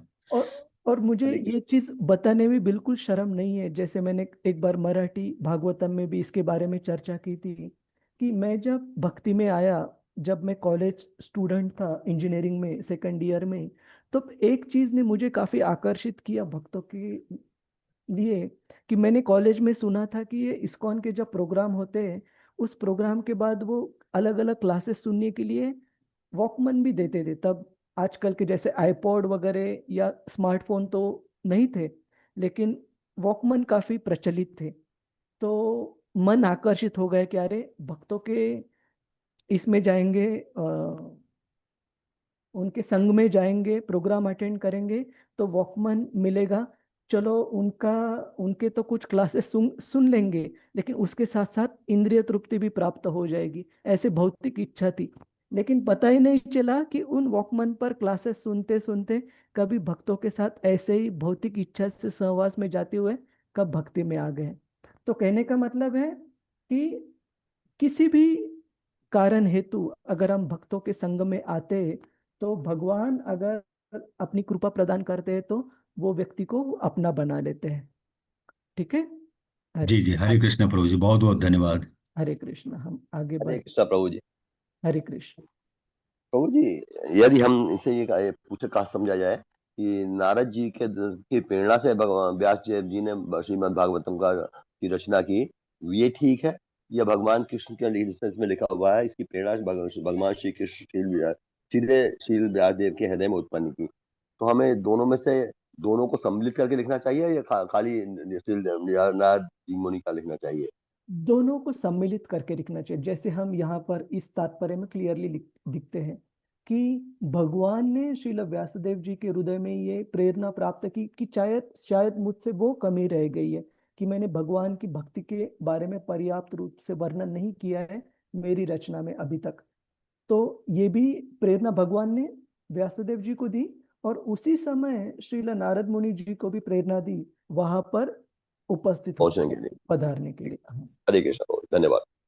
और एक और स्टेटमेंट श्रील प्रभुपाद जी की किताब में आता है जिसमें श्रील प्रभुपाद जी लिखते हैं कि by the mercy of God one receives a Guru and by the mercy of God a guru accepts that particular disciple। कि ये भगवान की प्रेरणा और कृपा है जिससे हमें गुरु की प्राप्ति होती है, और भगवान की प्रेरणा है उन गुरु को भी जिससे हमें वो स्वीकार करते हैं। तो दोनों तरफ से भगवान परमात्मा रूप में एक्ट करते हैं, प्रेरणा देते हैं। ठीक है प्रभु जी, बहुत धन्यवाद प्रभु जी। हरे कृष्ण। हम आगे बढ़ते हैं। तो ये श्लोक अभी इस अध्याय का आखिरी श्लोक है, लेकिन ये जो आने वाला सेक्शन है बहुत बहुत महत्वपूर्ण है, विशेषतः नारद मुनि से श्रील व्यासदेव की जो रचित रचनाएं हैं, जो शास्त्र है, उनका आलोचनात्मक विश्लेषण बहुत महत्वपूर्ण है, सीखने के लिए महत्वपूर्ण है। आखिरी श्लोक देखिए। तम विज्ञाय सहसा प्रत्युत्थायागतं मुनिः पूजयामास विधिवन्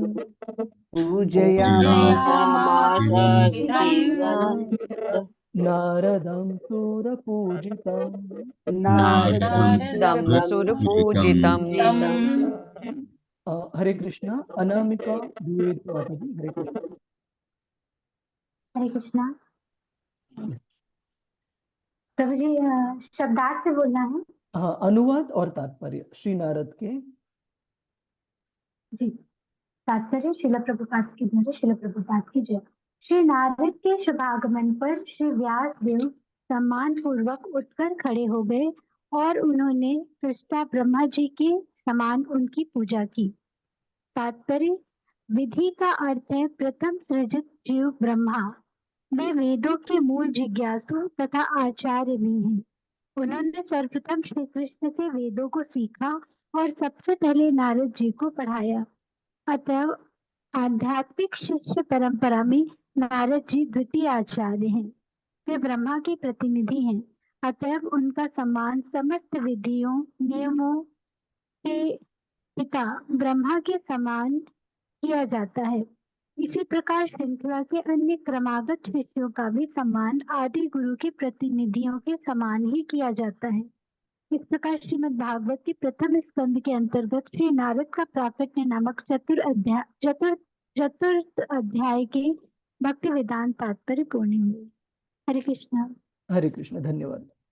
तो यहाँ पर एक बहुत महत्वपूर्ण मुद्दा हमें सीखने को मिलता है श्री व्यासदेव जी के खुद का जो आचरण है उससे, और वो महत्वपूर्ण तत्व है वैष्णव सदाचार। कि हम देखते श्रील व्यासदेव साधारण व्यक्ति नहीं है, भगवान श्री कृष्ण के शक्ति आवेश अवतार है। फिर भी जब उनके गुरु श्री नारद मुनि वहां पर पधारे तब उन्होंने किस प्रकार से तुरंत खड़े होकर आदर पूर्वक उनका सम्मान किया, उनको वेलकम किया और ब्रह्मा जी के समान श्री नारद मुनि जी की पूजा की। तो इसके बहुत सारे उदाहरण हमें शास्त्र में देखने को मिलते हैं। कुछ उदाहरण मैं बताने की कोशिश करूंगा।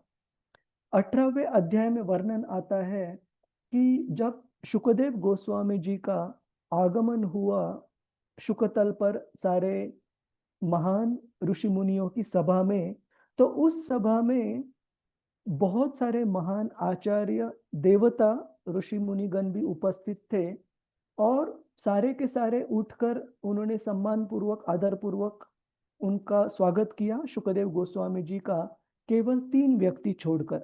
और वो 3 व्यक्ति थे, एक थे व्यासदेव जो कि शुकदेव गोस्वामी जी के पिता हैं, दूसरे थे नारद मुनि जो कि शुकदेव गोस्वामी जी के परम गुरु हैं, क्योंकि शुकदेव गोस्वामी जी के गुरु श्रील व्यासदेव और श्रील व्यासदेव जी के गुरु नारद मुनि। तो वो भी खड़े नहीं हुए क्योंकि परम गुरु होने के नाते उनको मैंडेटरी कंपलसरी नहीं था खड़े होना। और तीसरे व्यक्ति जो खड़े नहीं हुए वे थे परशुराम जो कि भगवान के एक अवतार हैं। तो कहने का मतलब है कि चैतन्य महाप्रभु ने कहा है कि एक भक्त की सुंदरता उसकी भौतिक सुंदरता नहीं है। अंग्रेजी में स्टेटमेंट आता है चैतन्य चरितामृत में कि lord Chaitanya Mahaprabhu said following of the Vaishnava etiquettes makes a devotee beautiful. मतलब वैष्णव सदाचार के जो नियम है उनका जब हम पालन करते हैं तो भगवान की दृष्टि में हम सुंदर हो जाते हैं। तो किसी भी व्यक्ति को, किसी भी भक्त को जिसे भक्ति में आगे बढ़ना है, उसने इस चीज के ऊपर बहुत ध्यान देना चाहिए कि किस प्रकार से भक्त आपस में आदान प्रदान करते हैं। ये अगर हम अच्छे से समझ जाएंगे प्रभु जी माता जी, तब हम भगवान कृष्ण का सम्मान तभी कर पाएंगे जब भगवान कृष्ण के जो सेवक है, जो भक्त है, उनसे आदान प्रदान करना हम अच्छे से समझ पाएंगे। और उल्टा भी सही है, जब तक भक्तों के साथ आदान प्रदान हम अच्छे से नहीं समझ पाते तब तक भगवान को प्राप्त करना दूर का सपना समझ लीजिएगा। वो अस्तित्व में असल में कभी नहीं आएगा जब तक हम भगवान के सेवकों के प्रति आदान प्रदान नहीं सीखते। और एक आपको उदाहरण बताता हूँ, श्रीमद् भागवतम में ही आता है, 5वें स्कंद में उदाहरण आता है कि उदाहरण आता है प्रियव्रत महाराज का, जो कि ब्रह्मा जी के शुरू के पुत्र या पौत्रों में, पौत्र मतलब ग्रैंड सन्स, करेक्ट ना प्रभु जी? माता जी पौत्र ही कहते हैं ना, ग्रैंड सन्स। पुत्र के पुत्र, हाँ, ग्रैंडसन। जी प्रभु जी। हाँ जी प्रभु। तो नाती। हाँ, तो ब्रह्मा जी के शुरू के जो प्रजापति पुत्र है स्वयंभू मनु, और बाकी भी ब्रह्मा जी के पुत्र है, जैसे चतुष्कुमार है, शिव जी है, नारद मुनि है, इत्यादि इत्यादि। लेकिन इसमें जो स्वयंभू मनु है, वे उनको विशेषतः सेवा प्रदान की है प्रजापति की। प्रजापति मतलब प्रोक्रिएशन, अलग अलग जीवों के लिए वो शरीर निर्माण करें, प्रजनन करें। तो स्वयंभू मनु के पुत्र थे उत्तानपाद और महाराज प्रियव्रत। और 5वें स्कंद में कथा आती है कि किस प्रकार से ये जो प्रजापति की जो सेवा थी वो आगे बढ़ती गई, और फिर उत्तानपाद महाराज आए, उत्तानपाद महाराज से ध्रुव महाराज आए, और उनकी भी कथा आती है ध्रुव महाराज की 4थे स्कंद में। और ध्रुव महाराज के राज्य करने के बाद काफी हजारों साल उन्होंने राज्य किया, मेरे ख्याल से अराउंड 36,000 ईयर्स, ऐसे काफी लंबे समय तक उन्होंने राज्य किया। उसके बाद 5वें स्कंद के शुरू में कथा आती है प्रियव्रत महाराज की, और स्वयंभू मनु जो कि अपने भौतिक जिम्मेदारियों से रिटायर होना चाहते थे और भगवान की भक्ति में पूर्णतः खुद को व्यतीत समर्पित करना चाहते थे, तो उन्होंने अपने पुत्र प्रियव्रत महाराज उनको निर्देश दिए, उनको विनती की कि आप अभी तक ब्रह्मचार्य आश्रम का पालन कर रहे थे, अभी मेरी आज्ञा है आपको कि आप गृहस्थ आश्रम को धारण करें, आप शादी कर ले और आगे ये कुल आगे चलाए, और जो राजा की जिम्मेदारी है पूरे पृथ्वी के लिए, पूरे ब्रह्मांड के लिए, इस उसकी भी जिम्मेदारी आप स्वीकार कर ले। केवल पृथ्वी के लिए नहीं, सारे जो इस भौतिक जगत में, इस ब्रह्मांड में जो भी प्लैनेट्स हैं। तो प्रियव्रत महाराज द्विधा अवस्था में थे कि एक तरफ से उनको निर्देश प्राप्त हो रहे थे नारद मुनि से, और नारद मुनि जैसे कि हम जानते हैं आजीवन ब्रह्मचारी है, और भगवान की सेवा में काफी प्रचार प्रसार करते जोरों से। श्रीमद् भागवतम के हर एक स्कंद में उनका गुणगान प्राप्त किया पाया जा सकता है। तो ऐसे नारद मुनि उनको निर्देश करे कि आप ब्रह्मचारी व्रत का अखंड पालन करें और भगवत भक्ति, शुद्ध भक्ति को प्राप्त करें, भगवत धाम चले जाए। और दूसरी तरफ उनके पिताजी जो कि साधारण व्यक्ति नहीं है, दोनों नारद मुनि स्वयंभू और मनु दोनों कौन है? महाजन है, 12 महाजनों में से एक है। तो प्रियव्रत महाराज तो एकदम द्विधा में आ गए कि अभी सुनना किसका है, नारद मुनि का सुनना है और ब्रह्मचारी व्रत आगे बढ़ाना है, या मैं स्वयंभू मनु जो कि मानव पूरे प्रजाति के पिता है उनका सुनना है, और वो सेवा, प्रजनन की सेवा आगे बढ़ानी है प्रजापति बनकर। तो वहां पर थोड़ा सा कंफ्यूजन हो गया उनके लिए। तो श्रीमद् भागवत में वर्णन आता है उस समय वहां पर ब्रह्मा जी का आगमन हुआ, और ब्रह्मा जी कौन है? दोनों के लिए, नारद मुनि के लिए और स्वयंभू मनु के लिए, दोनों के लिए पूजनीय है। क्यों पूजनीय है? क्योंकि दोनों के पिता ब्रह्मा जी है, नारद मुनि जी के भी पिता है और स्वयंभू मनु के भी पिता है, और दोनों के जैसे ही वो भी महाजन है, मतलब भक्ति में एक अथॉरिटी है। तब ब्रह्मा जी ने वो सिचुएशन अच्छे से नापी और उनके हिसाब से इवेल्युएशन कर कर उन्होंने प्रियव्रत महाराज को ये निर्देश दिया कि आप गृहस्थ जीवन स्वीकार कर लो, और स्वयंभू मनु को मदद करने के लिए उनकी जो सारी जिम्मेदारियां है इस भौतिक जगत में राज्य आगे चलाने की, वो सारे आप स्वीकार कर लो, उनको रिटायरमेंट लेने दो। तो ऐसे बताया है 5वें स्कंद में कि बिना किसी हिचकिचाहट के, बिना किसी रिसेंटमेंट, रिसेंटमेंट को हम हिंदी में क्या कहते हैं प्रभु जी, माता जी? दुख, विरोधाभास, पछतावा के, पछतावा, हाँ, बिना किसी पछतावा के, बिल्कुल नाराज न हुए बिना तीनों व्यक्तियों ने, 3 व्यक्ति कौन?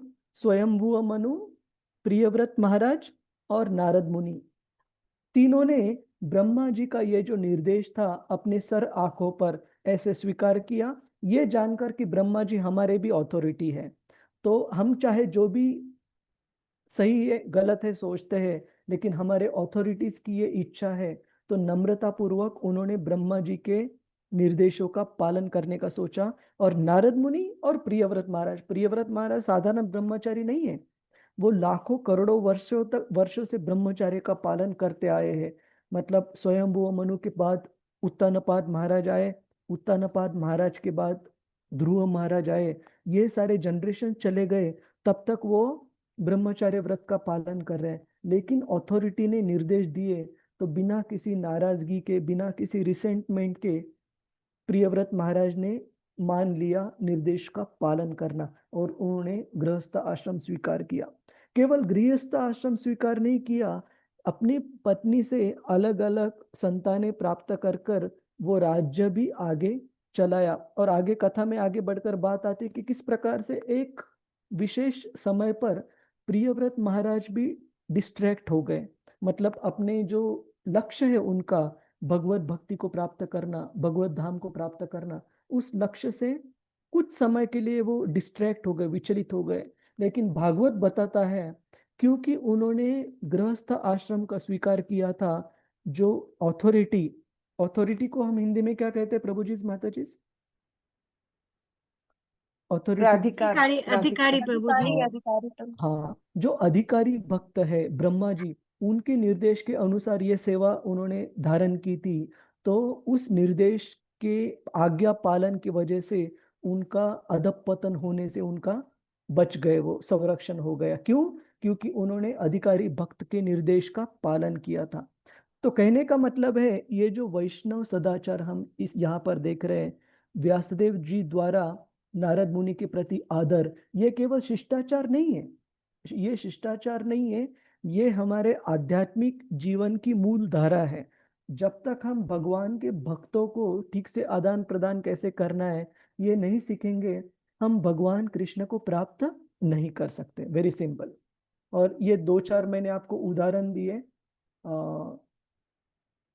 एक उदाहरण हमने सबसे कुछ देर पहले देखा, श्री चैतन्य महाप्रभु का आदान प्रदान ईश्वर पुरी के प्रति।